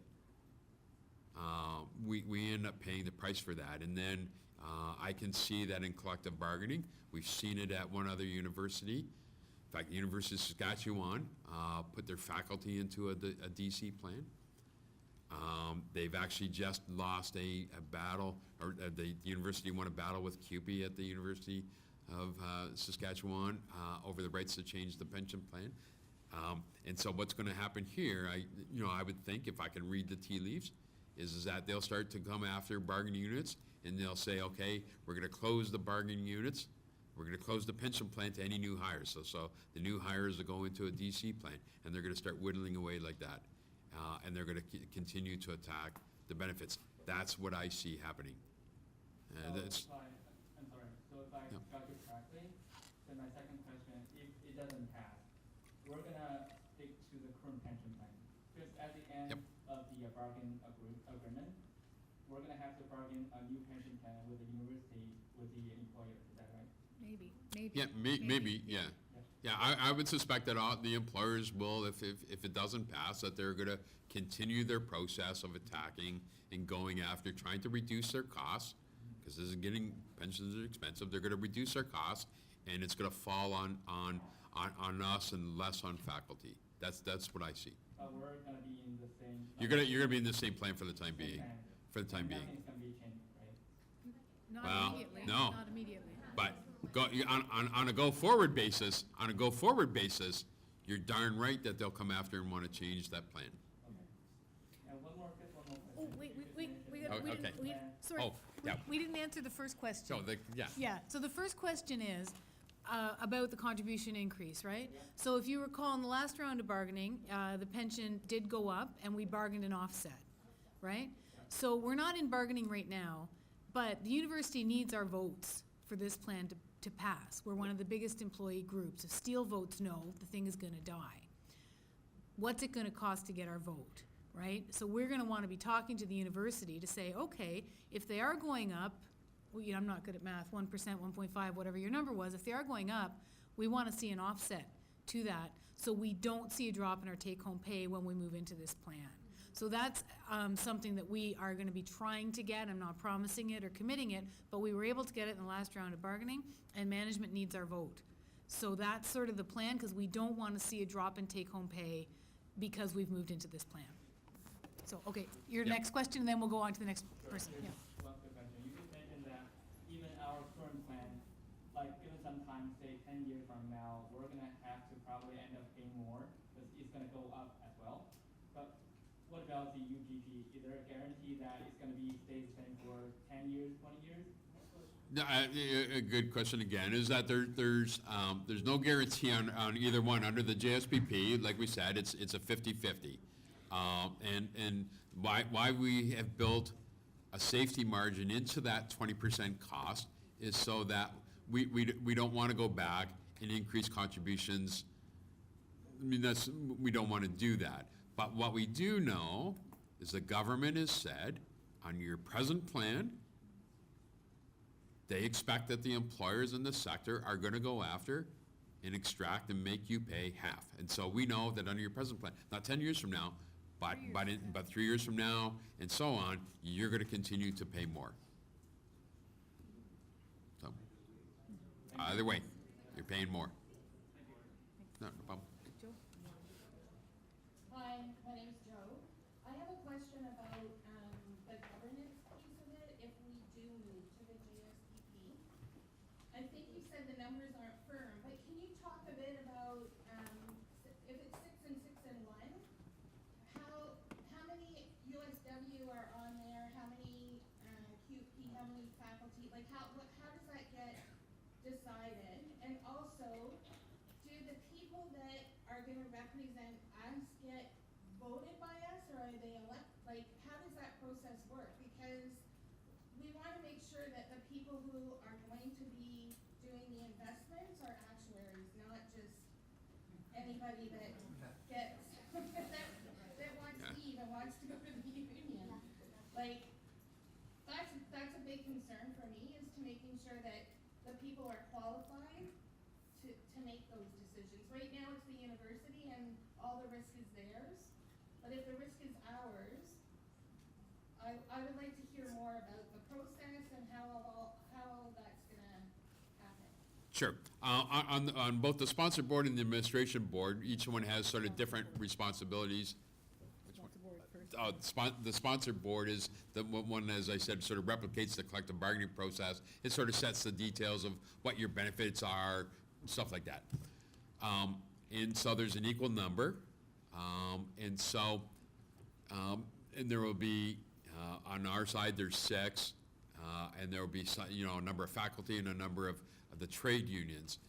We've actually started to put our documents together about how those seats get assigned and how they can vote and stuff like that. So those are some of the sort of other details that we haven't completely finished. And so, but we have, other than to say is that when we're putting the sponsor board for the labor side, we've made sure, because there's a lot of unions in this sector. So there's CUPE and there's OSSTF and OPSU and other places, depending which universities come in or don't. And so we've got to have a provision that says that if other unions come in, that they also get to have some level of participation in the thing, recognizing that not everybody gets a seat on the board. On the administration board, we haven't set the size of that. And that's the one that has what's called the fiduciary responsibility. They're the ones that the regulator, that are required under the Act to act in the beneficiary's best interest. They're the ones that actually have to hire the investment manager. Most of us are not going to invest. Most of us have a hard time investing our own RSPs. And so we're going to leave that to the professionals, and we'll retain the professionals to do that, because we don't want to be in a position of losing money. And so we hire the professionals to do that. We hire an actuary to do other stuff. The actuary doesn't actually do the investments. So we hire an investment manager, we hire an actuary that's doing the costing and stuff for us. We hire the third-party administrator, we hire, the lawyers. So when you say we, that's The administration, the board of trustees, yes. Yeah, it's not us. But I would think, although we haven't settled the details, is that there will be some level of criteria that you've got to meet in order to get on that. This isn't, that we're going to have a vote and so the most popular person gets on there. This is, this is pretty important stuff. Yeah. And actually, they've just set up a subcommittee to talk about what this board is going to look like and who's going to be on it. And there was sort of some interesting debates about, is it a board of experts? Is it a board of people from the unions, and what kind of combination do you need? Because you want to make sure workers' rights are represented there. One of the people at the meeting, actually a faculty member, says you can always hire an accountant or an actuary or an investment banker, but you can't necessarily hire the expertise of someone who understands what the members want. So it'll be a balance on that board. We definitely, don't want people who don't know what they're doing, for sure. And I think we've got a lot of models with the hospital board, the HOOP, and the teachers board, and OMERS, and to take a look at how they do it on those committees and try to replicate some successful committees that are out there. Hi, I'm Diana from IT. My question is about another negative I see here that you didn't mention, and that's the survivor pensions. We get 60% survivor pension the way it is now. Yep. It's going to 50 and with additional cost. Has anybody discussed that additional cost yet? To go to 60? Yeah, we did talk about all those things, and those were the things, a couple of those things that we had to move to fit within the 20% framework. You're still always entitled under the Act of a 60% survivor pension. That's always, the question is about how much of that gets subsidized. So the way it works under the Act right now is that when you have a survivor, you get your pension, it gets reduced by X. It's kind of like paying a little insurance. You go along so long, you die, and then your spouse lives for a period of time after and gets 60% of that pension. That's the way the law works, and we can't ever provide for any less than the law. What this does do is it says is that, which portion, like how much of that gets subsidized out of the plan and how much do you actually take an actual reduction for? And so most of the survivor benefit is actually protected. You haven't answered my question about how much do you expect that would be? Couple $100 a month less pension, or?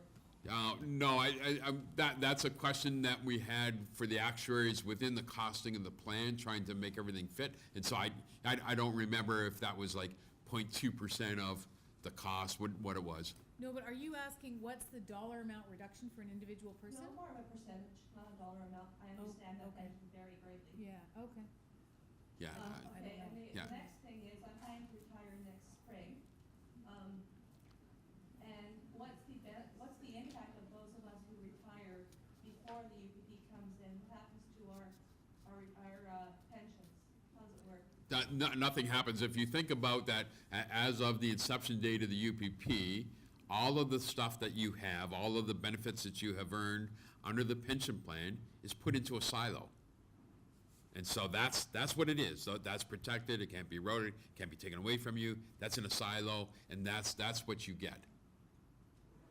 So it's those other poor people that have to wait to 62. Yeah.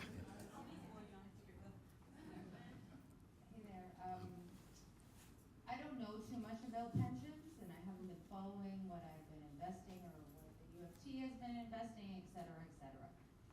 I would like to have seen current state of where we're at now, where the money's going, because my understanding is that there's no risk to us. UFT bears all the risk. Yes, they get the surplus, but we get the guarantee at the end of X amount, period. And what I'm hearing to where we're going, and the risk if we don't go there, is that we're gonna lose it in the end, because we're gonna lose the battle, USW is gonna lose the battle with management on the pension front. But I'm hearing that on the, in the Okay. air. Yeah, so what I hear where we're going, if we don't take this deal, where we have to pay, where it's 50-50, where we bear the risk, let it be deficit or surplus, great, you know, if the market's high. But if I'm retiring and it's another 2008 scenario, what happens to my payout? Is it guaranteed? Yeah, Where what, are we at now? well, It's guaranteed now, right? Where is it Yeah. gonna be? Not guaranteed.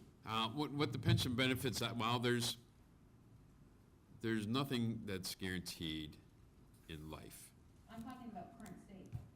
even current state. Is it not guaranteed? So the one that Yeah, is left well, in the silo. we can look at all kinds. Yeah, She's getting what she's getting. She paid in, she's Yes. gonna get it. This is her Yes. statement she's been receiving. Yes. This is guaranteed amount. even under the JSPP, what the act says for JSPPs is that you can't reduce any accrued benefits. So even if you come into the UPP for 5 years, 10 years, 30 years, and you've earned a certain range of benefits under the UPP, those cannot be reduced. They can't be changed, and the act says that. All you can change is sort of on a go-forward basis. So that's one thing. The second thing is that, I respect that you say that our present plan is guaranteed, that the employer takes all the risk. And at some level, you're right.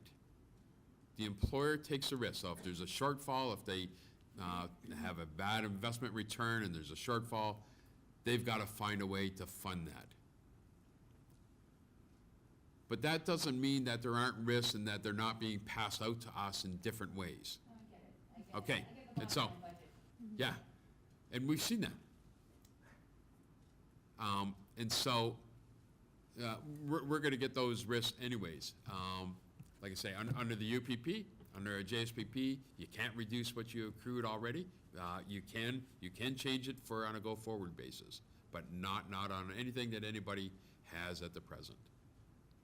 I'm not sure if I answered all your questions. I don't think you can. Okay, Hi, so it sounds like a lot of the argumentation sort of hinges on, the current plan, 5, 10, however many years down the road, is going to look worse than the GSPP.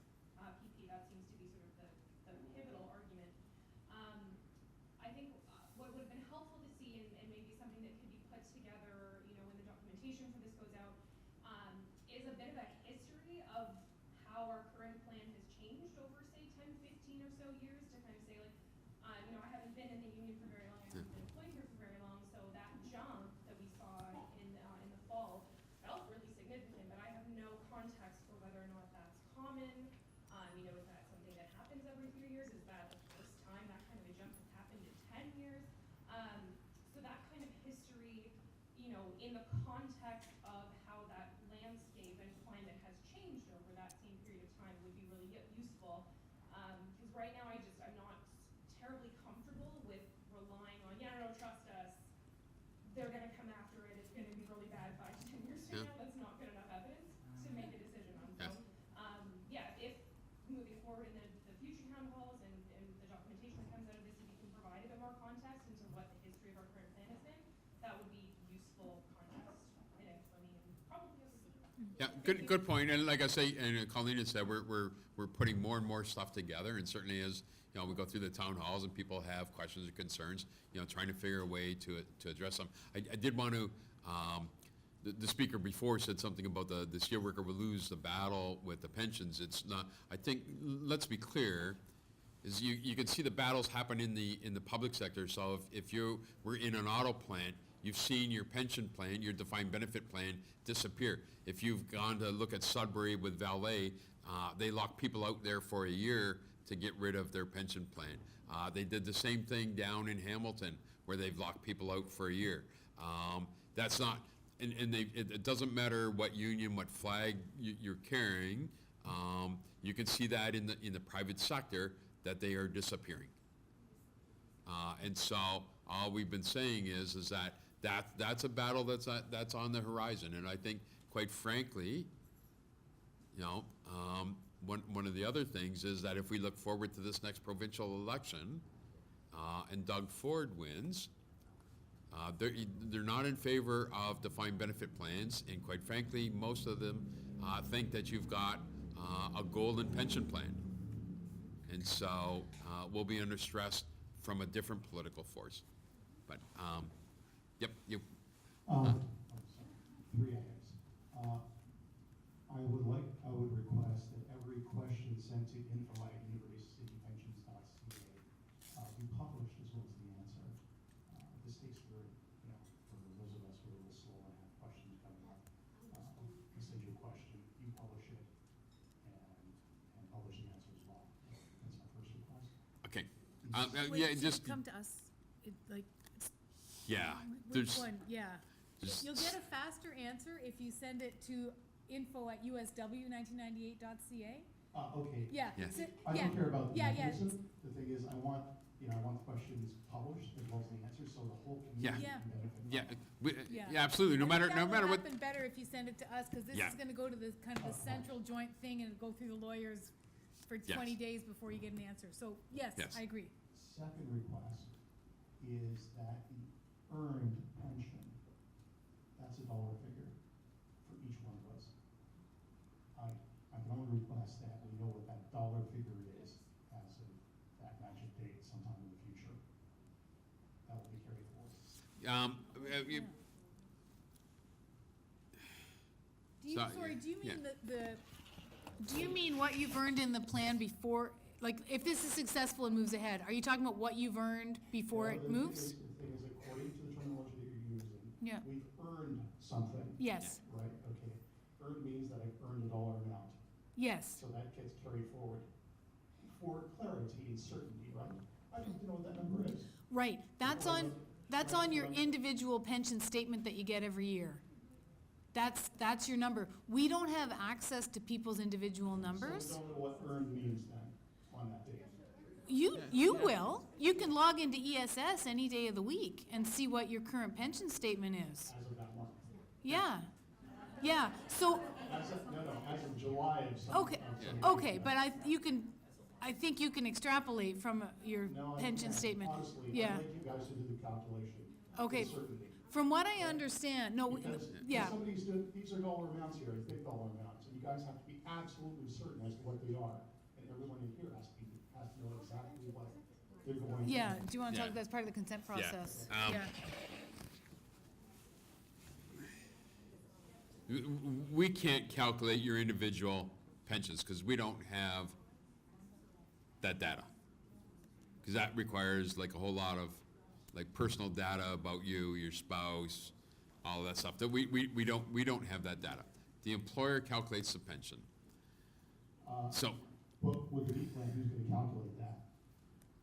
The yeah, plan. the plan calculates that right now. So your the plan administrator, which is in this case the employer, calculates your pension benefit I entitlement. understand, Yeah. how about you ponder it, right, how about you ponder the answer to that, and you think about the question. My third question is one on solvency relief, and is that solvency relief for the employer, or for the plan itself? Well, it's sort of one and the same, because the plan is governed by a board of administration. It's a little bit more complex at the U of T, obviously. But that is in essence the employer. The employer is responsible if there's a shortfall, if there's a solvency funding requirement, it's the employer's obligation to pay those funds in. So the solvency relief is for the employer on the Yes. UPP. How long does that last? Well, the JSPPs in the province don't fund on a solvency basis at all, forever. They don't fund on a solvency basis. In the broader public sector, we have gone through a number of different phases of solvency relief for those that are in the broader public education sector. And so the employer has been, all the employers have been taking advantage of that over the last number of years, where they haven't had to put in. The government is in the process, I think, of changing With the new plan, there's solvency relief. their solvency relief, but they've been getting solvency relief right now. It doesn't matter, on that date, there's solvency relief. Yes. How long does that last? It lasts forever. Okay, so basically, U of T can basically beg off paying into the pension plan. No, forever.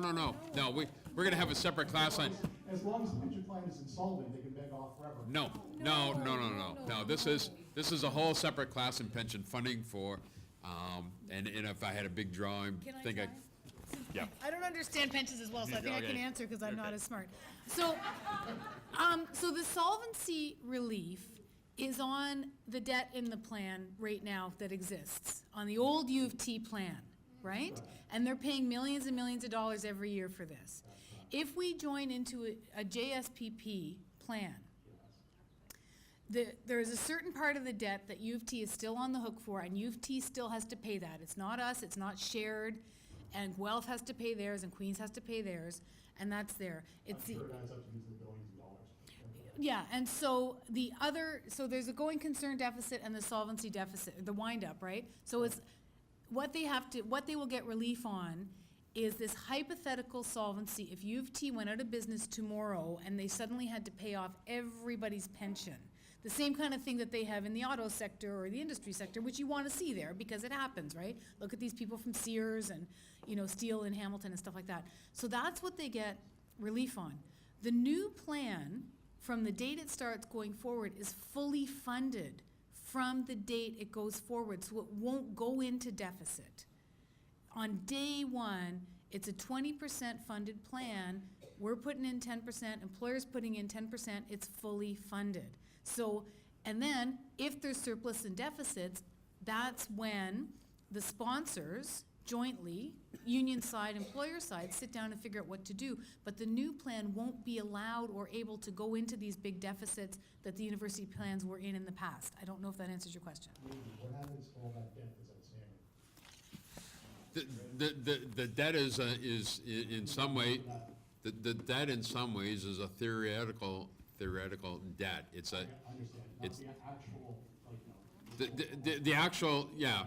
Plans evaluate their assets and liabilities on a number of different comparisons. The one that the JSPP use is a going concern basis, is if the plan's gonna continue in operation. A solvency is a very different one, and a wind-up is a slightly different one at that. And so they do a number of different comparisons. It's the going concern one that we care about. And the employer always has to put money in each year, because as long as there's somebody working, you're earning the right to a benefit. So for this year, for 2018, you're earning, an additional little piece of pie that costs money, and the employer's got to put money in for that. And they're also putting money in for these deficits. Yep. Hi, I have one question that's related to that actually. So with this solvency relief, am I understanding correctly that currently the payments that they have to make, that they will be exempt from solvency, those payments are currently made to the government of the No, no, they're actually made to the pension plan itself. Okay. Yeah, so that money goes into the pension plan.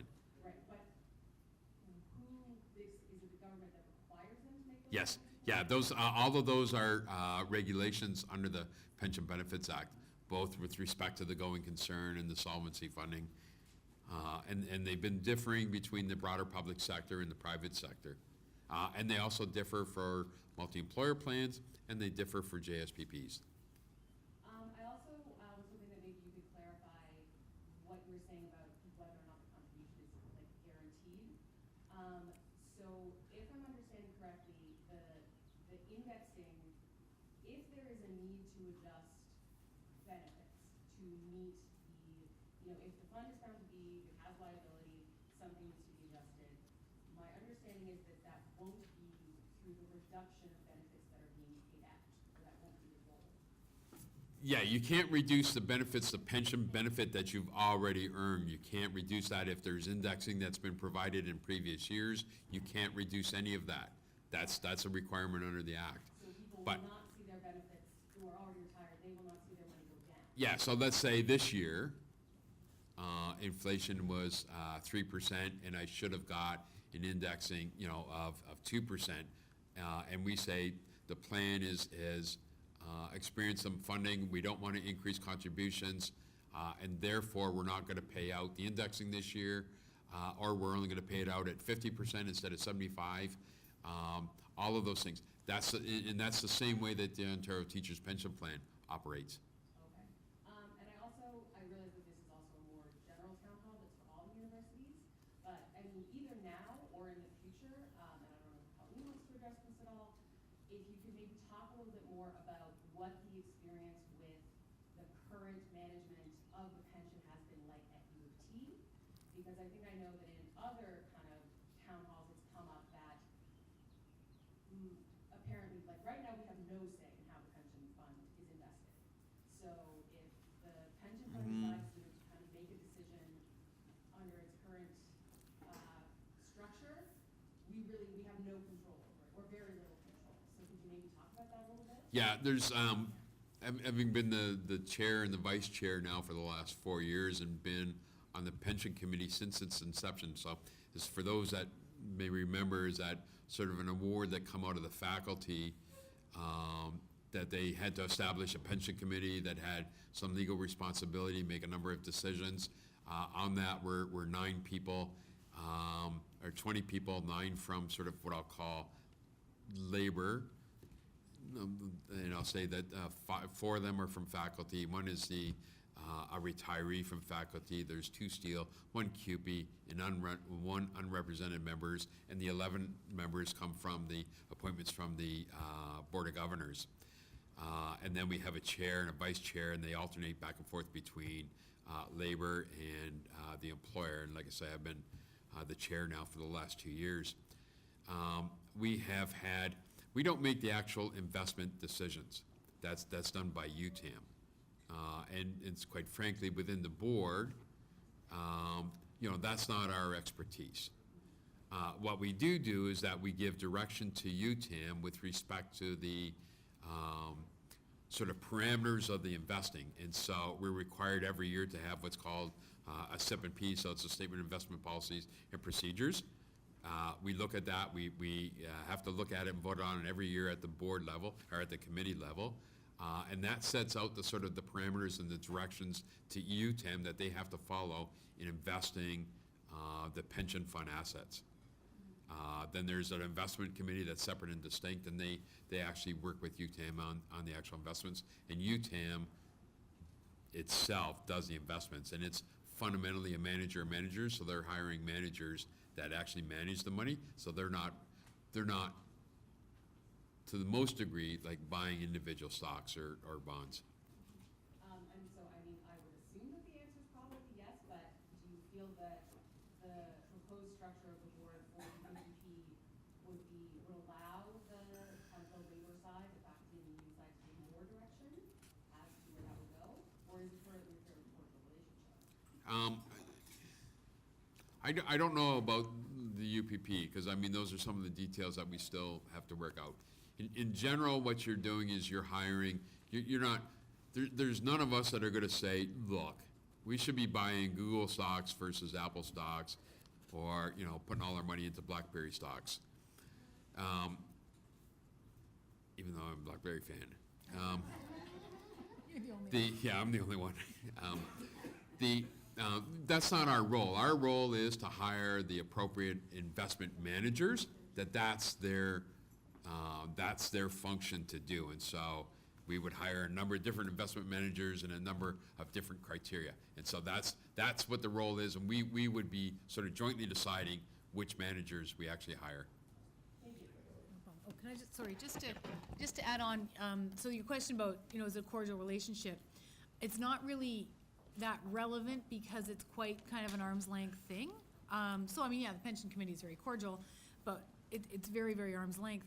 I think where that relationship matters is when you're in the collective bargaining side of things. And so the sponsorship board, which is gonna be the one making the really big picture decisions, that kind of replicates collective bargaining. That's where you're gonna have half union, half management, and kind of hash things out. So that's where I think the tough decisions will be made versus the administration board, which is gonna be more, what is the investment plan and policy and that kind of thing, and then hiring probably a third party of some sort to actually do the actual work. Hi. I've been with UFP for quite a while, and I've seen not just pension going up, but I've seen going down and pension holidays and retiring early at 55, unreduced pensions. So it's not really that scary. So it doesn't have to be that scary story as the way you presented it to us. So why do you think it's never going to go back the way it was maybe 10 years ago, 15 years ago? It's actually far scarier than what I've told you. To be quite honest, I mean, do you believe me or not? Doesn't matter. You're the one that's going to vote. At the end of the day, the picture is not particularly bright. We've seen in the private sector that they're, quite frankly, in the defined benefits, they're not continuing to exist. And it doesn't matter what union had them, which company was providing them, they're not continuing to exist, and they're not coming back. People on average are retiring later because they can't afford to retire sooner. The worst thing that ever happened in the pension field was Freedom 55. Freedom 55 fundamentally doesn't exist. It's a marketing ploy. And people are, and we got all kinds of stats for that, are retiring later and later, not earlier and earlier. And so, yeah, we're going to be under attack for defined benefit plans. The conservatives don't like defined benefit plans. We can hold. We can. You can hold? Yeah, we can hold. We can hold conservative. We can hold. I mean, it's not just government that decide. They should decide what we want. Well, the government actually in New Brunswick decided, the government in New Brunswick decided, irrespective of the collective agreements and all the pension plan text, and put in a shared risk plan. And so did something actually, you know, far worse than what they had. So the government can do, the government can fundamentally do what they want. Yeah, but people should change governments to Well- people didn't elect them to do for. Yeah, well, you know, I got a feeling that we're about to change to a government that's not going to be so friendly to you. I didn't get you in the beginning. Do you work for university? Do you represent No. university or union? Because from all this, I didn't really. I actually work for the union. I'm the head of the research department out of the Canadian National Office. Okay, because it's nice day and people are here for the pension because they care about pension. Oh, I but- don't know why did you make that comment that you're surprised that people showed up here on such a nice day. That's such a nice day in pensions. I'll take it back. But I thank you for staying long past. So, Okay. and I know it's important. In your presentation, you Oh, mentioned sorry, that there can you were come a little closer to the mic? Thank you. In your presentation and slideshow, you mentioned that there were 6 universities at the beginning in November 2015. 2016. Yes. Which were the other three that they bailed out? And do you know the reason why they bailed out? Yes, I do. And so the other universities were Trent in Peterborough, Wilfrid Laurier, and King's College, which is attached to Western University, all relatively small players. The problem is that we had, in those six, we had spent a year and a half trying to sort of work around stuff, and we were not getting there. And there was, I'll just say that there was, appeared to be a phone call in the middle of the night by the presidents from U of T, Guelph, and Queens that said, look, it's not that we want to kick others to the curb, but why don't we get together? We'll ask them to sort of step aside. We'll see if the three of us can't come together, see if we can't put the details of the plan together. And then once it's done, it's the same plan for everybody.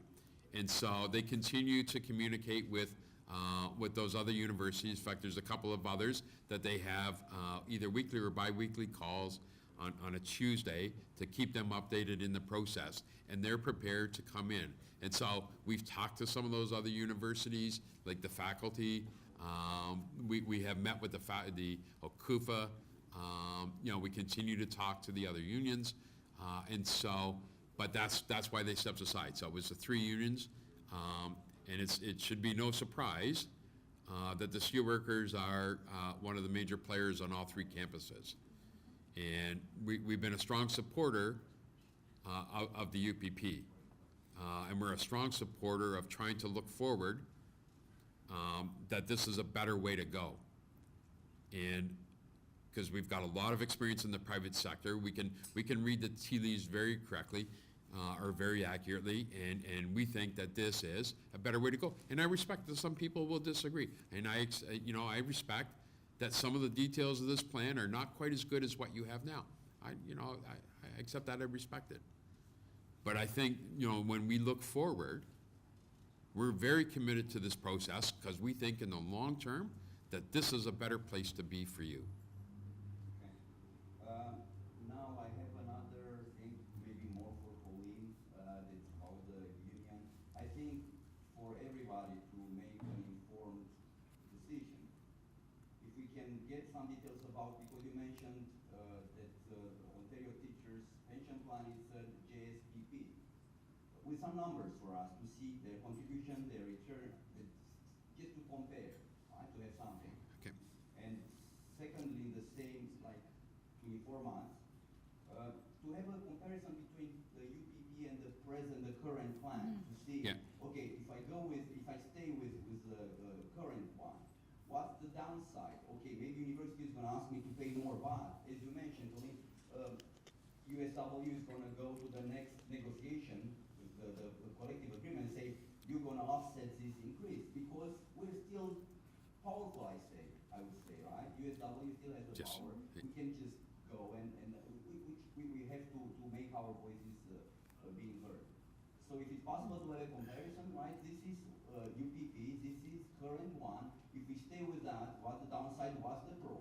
Because I heard so many people understanding that we don't benefit from the surplus, but we are protected by the university.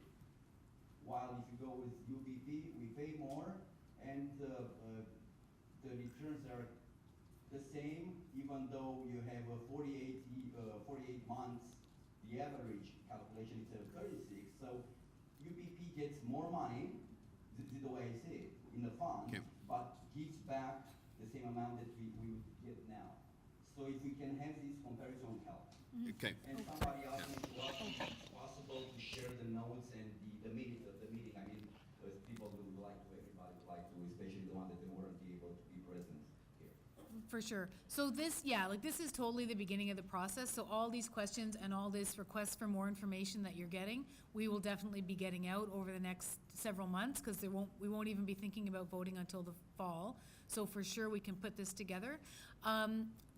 This video will be on the website, and the slides will be on the website, and I'll talk to Alex to see if we can get a version of the notes on the website as well. And the documents we've shared, and also I just want to say, so this website here, universitypension.ca, if you go to that, there's a page where you can log it, like you can give them your contact information, and then you get an email every time they've added new documents to it, because since it is a work in progress, more stuff's getting added. In terms of what you're saying about we can just go to the university and get more money, we are powerful, yay. But I think we could possibly, in the next round, bargain an offset to that pension increase, like we did in the last round. That's a possibility for sure. But I don't know if they come with, over the next several years, a series of serious concessions and, you know, if they continue with the big deficit, if they continue paying out these millions and millions every year, we are gonna see that at the bargaining table. And I mean, we saw in 2014, I was on that bargaining committee. It wasn't a good contract. And I'm not throwing anybody under the bus, because I was on that committee, and we worked really, really hard to get that not-so-great contract. And one of the reasons was because 2008 had happened, there was an austerity agenda coming from government, 2008 had happened, the university's investments had tanked, so even though they didn't come after us on the pension side, they were coming after us on the salary side, right? So I don't wanna kind of say, you know, yay, steelworkers, we can fix all this at the bargaining table, although whether we go with this plan or we don't go with this plan, we will be trying to bargain offsets to any contribution increases for sure. Yeah, it would be good to have both pictures, because, yeah. Yeah, just off the top of my head, CAT, which is the College of Applied Arts, their contribution rates are about 13% each, 26%. The teachers are about 12%, 12 or 12.5% each. So most of the plans are higher than ours, but we can certainly, my colleagues made a note of this and try to provide that kind of data. Yeah, for sure. This is a quick question about the other two universities. Do you know the age group of their population? So I'm just curious, like, most of them are gonna be retiring, who's gonna be funding this pension? Who's gonna be pushing? Like, do you Yeah, know? we actually, like at the actuarial level, so we've hired an actuary, the employer's hired an actuary, and they've shared that data. And the one thing is that the demographics look very much, very similar across the three universities, and I think when we looked even broader across the 6 universities, they looked very, very similar, so that it's not a case of one university subsidizing another university.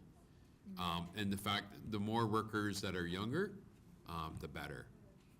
I just wanna make sure that it's not, Yeah. majority of them are gonna be retiring, and then we're gonna be paying even more.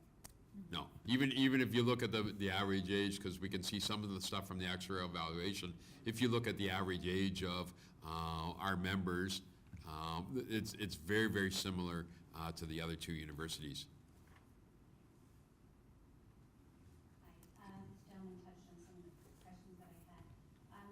In the barriers to opting in for the large group that you started negotiating with, it doesn't sound like they voluntarily opted out. They were asked to leave until you finalized everything. Is that the? Yeah, we didn't ask them. They, I think that was a deal that the 6 universities struck, that they would, the 3 would come together, the 3 bigger players, and then because the other ones are relatively small players. Trent and King's College are very, very small players, and Wilfrid Laurier had its own separate issues, and so they asked the 3 of them just to sort of, just hang in the wings. You know, we'll keep talking, we'll keep you abreast of everything, but we'll see if we can't put this together. And my other question is about the future. Obviously, this kind of plan works with greater numbers and Yep. and much more financially successful, but what if your team, faculty, and staff or labor decide to opt in and the other 2 decide not to, they vote against it? Like, what will happen in that instance, and how quickly can other groups come on board if we do go ahead? Because Yeah. the numbers, obviously, have to be successful. Yeah, there's a series of thresholds that we actually have to meet under the regulations for the number of participating universities and stuff like that. And so that does raise some questions about if one of the groups votes no and not to come in. Because out of the 3 universities, there's 5 different pension plans. And so, let's put it this way, if at the U of T, the steelworkers or the faculty said no, the plan's not going ahead for anybody. If a small plan in Guelph voted no, but the others, the faculty plan voted to come in, and Queens voted to come in, it's likely still gonna go ahead. And so, I wouldn't see that as a problem, but I think the issue is that, you know, if the University of Toronto is the only one that votes in favor and everybody else says no, it's not going ahead. The Yep. timeframe for allowing the others to join in, what would that expect? I know these are quite theoretical answers. Because there is a very detailed process under fiscal, under the regulations for a consent process, for them, they can't start until the pension plan is actually in place. And so, it is possible that sort of soon after the inception date, you know, they will have been based on all the experience that we have gone through the process, all the forms, everything else. They should be able to come in relatively quickly after that. And I know that there are a number of universities waiting to get in, that there is a lot of interest in this plan succeeding. Hi. So you're saying that we're still in the early stages, but it sounds to me like there's been a fair bit of work going into this. Yeah. And I know you can't answer this question with a specific date, but I'm just trying to get an idea of, would we be looking at a vote in 6 months' time, a year from now, 2 years from now? Is there any sense of how long this process may take, maybe in a best-case scenario? The plan is, right now, is to have the vote in sort of, I'll say late fall, early winter. We have been sort of talking about in late November, but you know, we haven't set the actual date right at the moment. And the planned inception date is January 1st, 2020. So in some ways, we need to sort of have sort of approval by the various units, universities, players, to make sure that they're going in, because in order to finish putting together all of the other documents and hiring the administration board, we got to know that, in fact, we're actually going to create a plan and people are going into it. And so that's why we're looking at a vote sort of later on this year. So later on this year for the vote with an inception, Of January, hopefully the inception date that we have been talking about. Is this on video? Don't know. It is. You know, yeah. We're looking at January 1st, 2020. okay, thank you. We had been planning for July 1st, 2019, but that's, with the amount of regulations and stuff under fiscal, that just wasn't achievable, and so we've bumped it back by 6 months. Thank you. I just had a question on this early unreduced retirement age. Yes? So I'm sure a lot of us like to retire at 60 versus 62. Is there any possibility that if a lot of people wanted to move that back to 60, is there any chance on that? No, that's been one of the difficult parts, was that.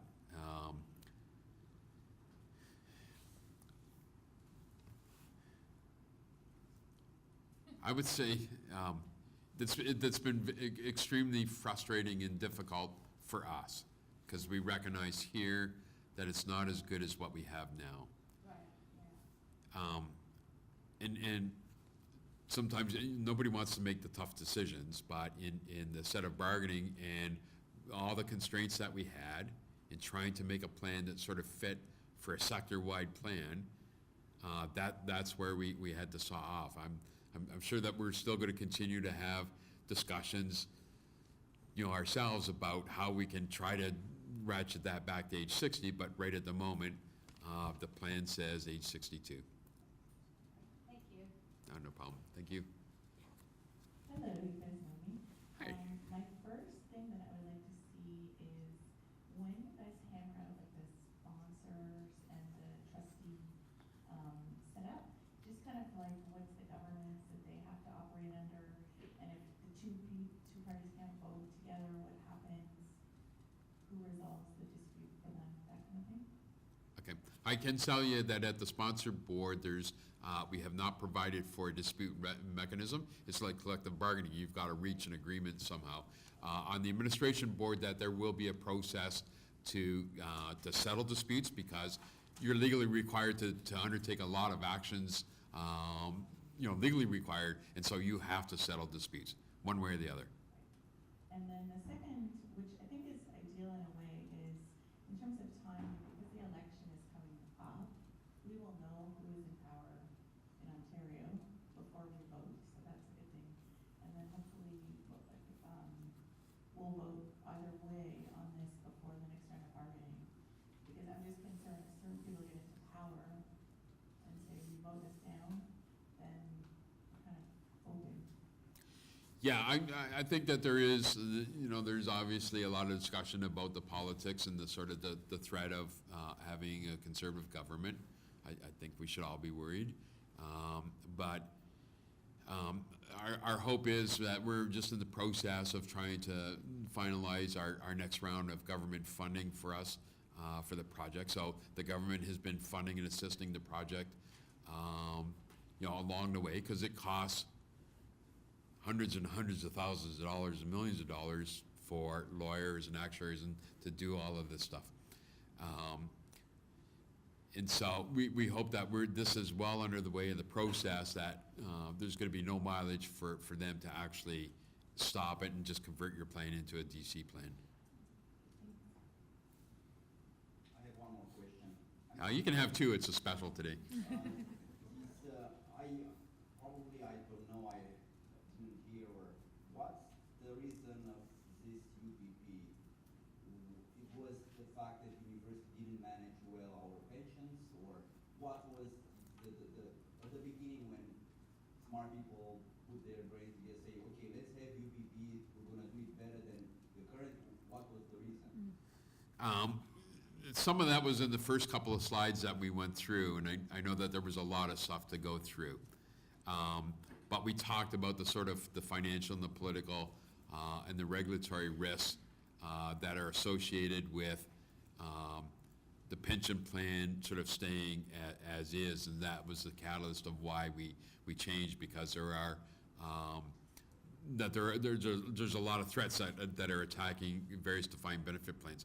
That's one of the reasons why we showed the chart of defined benefit plans, the private sector going down and the public sector up. I mean, that should be a big clue.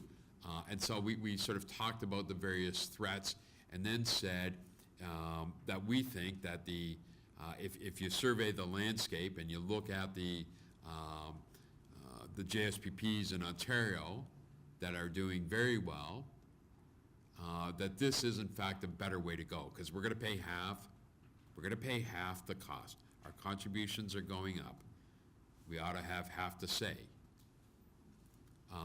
And if we're going to do that, the better way to be is in a JSPP and come together, because it actually opens up various investment opportunities and other stuff that we cannot get as a $5 billion plan or a $1 billion plan. And so that there is a lot of really huge pros for actually coming in. And the cons, like I said, I talked about in the slides in the beginning. Why USW take more work over something like that? I understand the premise, everything, but it's extra work for the union to work on the pension plan, to be active in a pension plan, is it giving the union a leverage in discussion with some other parties or with the government, or? No, because we fundamentally believe that this is the right way to go.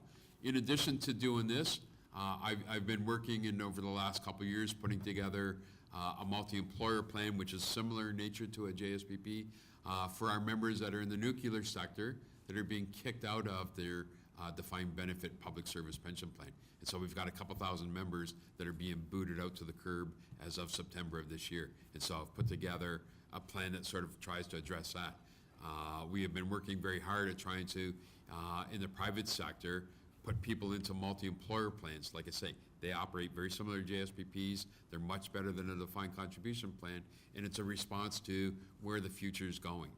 And so what we're trying to do is to make sure that for the long term, we're trying to provide retirement security for everybody. And so that's important to us. So we're not getting any leverage with the government or anything else. Don't get any free lunches. you know, Agfa has a nice coffee machine, I get coffee over there, but, you know, that's it. We're doing this, and the steelworkers have put a lot of resources into this, a lot of resources, because we believe that this is the right thing to do, period. Yep. Two questions. Yep. I remember both of them. The first is in terms of the issue about whether the university will kick in for the increases that we would see once the plan is going. So from what I see, we're hoping that this is going to start January 1st, 2020, but our next contract won't start until July 1st, 2020, right? So at that point, we really don't have any, you know, strengths with the university, because right now they're paying millions of dollars because of solvency issues.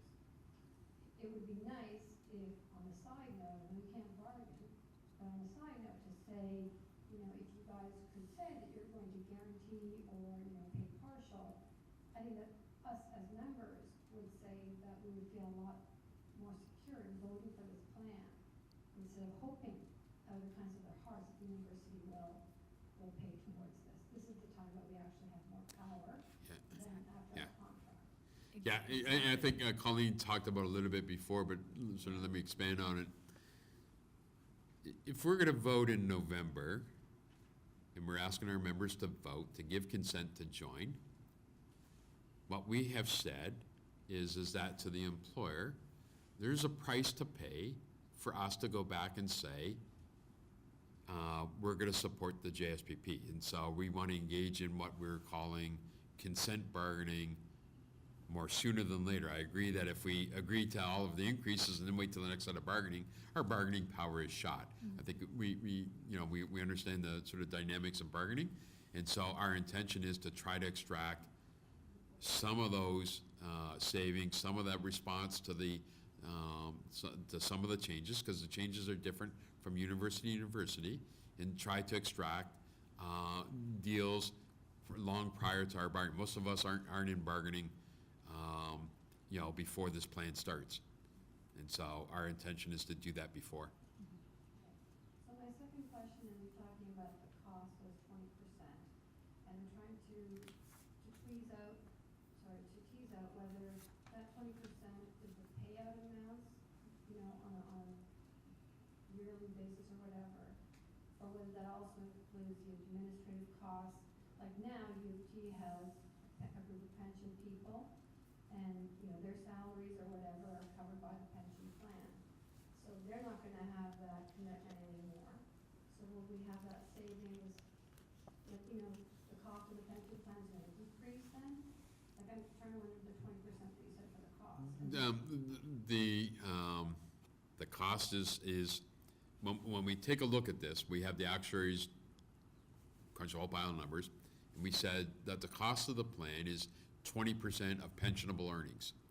So there are some earnings that some people make that are not pensionable earnings. We said 20% of pensionable earnings. And so that's the contribution. That's what we call the current service cost. That's the cost of the benefits that you're earning this particular year. And so we built that benefit structure within that 20% cost. And so that's what that represents. And the university is gonna be saving money because they're not be paying the Yes. salaries. So that's a benefit to them. Yep. But then we're gonna have to incur that cost within the cost of our new plan, is that correct? Yeah, the part of the investment return is part of running the pension plan includes those costs, and so some of those costs are inherent already in your pension cost now, because the actuaries and the administration, a lot of that stuff, including a lot of the stuff that the employer does, is all charged back into the pension plan. So you're paying for that now. So I see that as a benefit in a way for us, because that high cost, because our salaries are pretty good, that high cost will go, you know, it'll be lowered because we won't need so many people across the universities that are a part of it. You're not everybody's gonna keep that position. Yep. And the salaries may be lower from the other universities, higher from ours. So if we can hire some people at a medium rate, then that would be a savings There's certainly economies of scale of putting everybody together. And we recognize that the employer, especially the U of T, is going to recognize savings on a number of different fronts. And for us, we recognize that our contributions are going up. We're making a number of changes to our plan. We want something for that. That's great, thank you. I have three questions actually. The first one is I noticed that on the current pension plan panel here, it mentions about the retiree health benefit. Is this something still fall under the future UPP or how does that work? No, the retiree benefits are not included. Retiree benefits are a separate and distinct issue from pension plans. It doesn't come out of the pension fund money. You can't fund retiree benefits. It is a separate and distinct issue. So each university will still maintain their own retiree benefit plan. So nothing will change? Nothing will change. No, Because I saw it here, that's yeah. why I'm wondering, yeah. Yeah, nothing changes as a result of this. That doesn't mean that, there's not negotiated changes or other things that happen to that, but there is nothing that in the UPP that affects that.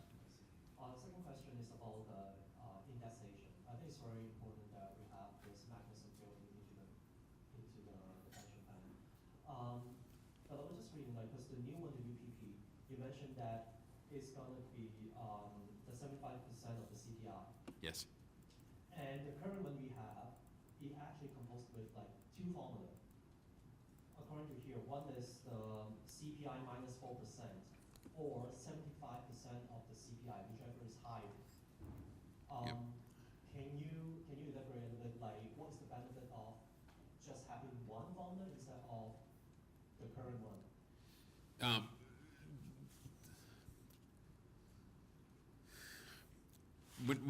Again, going back to sort of within that 20% framework, when we put the plan design together, recognizing that every university has different indexing formulas, what we sort of took a look at and said, we'll sort of saw off at 75% of the CPI. The employer wanted a cap on that. We said no cap, because I think there is, if you read the details of your plan, there is a cap on how high. Somebody's nodding, so I'm correct. That you've got a cap, it was a 5 or 8%, I forget. 8%. And so if inflation went to 20%, you'd have a cap at 8%. That's the most you're getting. Whereas in our plan, you would still get 75% of whatever inflation was. And so it was just trying to sort of take a number of different plans, put them together, find a benefit, and then make it work within the cost envelope. And the question I have is about, because the old plan, the BAB is the best of the 3 years, and the new one is going to be the best of 4 years, which literally is a reduction there. Yep. Can you illustrate, let's say you work 10 years on the old plan, and then you have 10 years of new plan. So those past years, how is it gonna calculate? How are they gonna pick the past years? I assume that your past year would be the last 3 to 4 years, right? Because you always get kind of like a 2% increase, even though you at the end of your scale, Yep. right? So how is it gonna work? Well, a couple of things. So what we had when we, again, going back to all the other universities, we had an averaging period of 3, 4, and 5. And then with yours, we had non-consecutive months where all the other ones are all, have to be a consecutive period. And so you could have a bad year mixed in with the other 2 good years. And so we're again, to sort of fit within that 20% envelope, we said 48, but it had to be non-consecutive months. Unless it's gonna be lower than just. Yeah, and so it depends on what your wage or salary trajectory is, and so if it's rising quickly over, let's say the last 4 years are your best 4 years, and your salary is rising really fast, it will mean a slightly smaller pension. If there's not a lot of wage increases, or the wage increases are smaller, then the impact is going to be negligible. If you are in fact at the top of your the grid, where you're not moving through the grids and getting those increases, the impact again is smaller. Oh, sorry, can I just? So I just think, I want to understand your question. So, it's very late in the day for me to be doing Yeah. math, but okay, so you got 10 years in the plan, and then it's 2020, you get 10 more years in the plan, right? It's 2030, and I'm retiring. Half my pension's in the old one. Yep. Half's in the new one. So when they calculate what I'm owed under the old one, are they gonna look at my best 3 years up until date of inception, or my best No. 3 years over my career? Okay, oh, sorry if I Yeah. didn't understand you. That's also Okay. Yeah. Yeah, I think that was the- part 2 of the question. Yeah, no, it's gonna be on your best, 36, 48 consecutive months, whatever it is. And if those, the best 36 months under the old plan are 15 years down the road in the UPP, that's the calculation, that's the benefit for which, you're gonna get. Okay. So- Because like if I work 10 years under the old plan. Yes. The current one, and 10 years under the new one. So I assume that, let's say the last 5 years were my best years, okay? Yep. But because I worked 10 years under the old plan, so is the last 3 years times 10 would be for the old plan. Yeah. And then the last 4 years average times 10 would be under the new plan. You're- And then my retirement pension would be the old plus the new. Yeah, You're correct. Yeah. Yep, Got it. yeah, absolutely. excellent. You'll get one pension check, but it'll be a series of calculations to So do I'm that. thinking, would that be just up to, like the past 3 years would be under the old plan, like before Yeah. inception, the past, before the inception of the new plan? Right, because that would be bad. Yeah. Yeah, that would be bad. Yeah. Okay, last call. Okay, go ahead. You said 2/3 have to vote for this to go through. Yes. Okay, how about U of T, when we vote in our steel board? You said majority, what does that mean, majority? So yeah, 2/3 of the plan members at U of T have to vote in favor. And then within each employee group, they decide how they're gonna do it. We could actually just say yes on everybody's behalf, which we're not gonna do. We're gonna run a vote of all of our staff-appointed members, and it's gonna be 50% plus one. If 50% of our voting members say yes to the plan, we're gonna say yes for the whole local. But We it, don't do 2/3 as well. every vote we ever do in our local is 50% plus one. That's the threshold for everything we do, all of our elections. So that is our plan. I have to say, it's not a final plan. We haven't decided at the exec yet how we're doing it, but that's what we've been talking about. But it will absolutely be a vote by our members and not, unions have the ability to consent for their members. Are we gonna vote on that as well? On how we vote? Yeah, on the percentage. I cannot answer that at this time. I don't think so. I think that'll be a decision by the executive. But I think we'll look at our bylaws and we'll look at every vote we ever do. And generally, everything we've done in our local for 20 years has been But it's 50% plus something one. More important than our 3-year contract. It is very important. Yeah. It is very important. So I guess 2/3 would be a better option, I think. I'll take that under consideration. Okay, last call. Any further questions?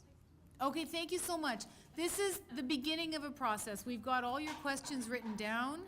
We will be working on answers. We'll be working on getting more on the website. We have 2 more town halls at Scarborough, Mississauga, and we'll be having lots and lots of Q&A sessions, drop-ins, and things like that. So thank you so much for coming. Thanks. Alrighty. I don't know if that was your water, but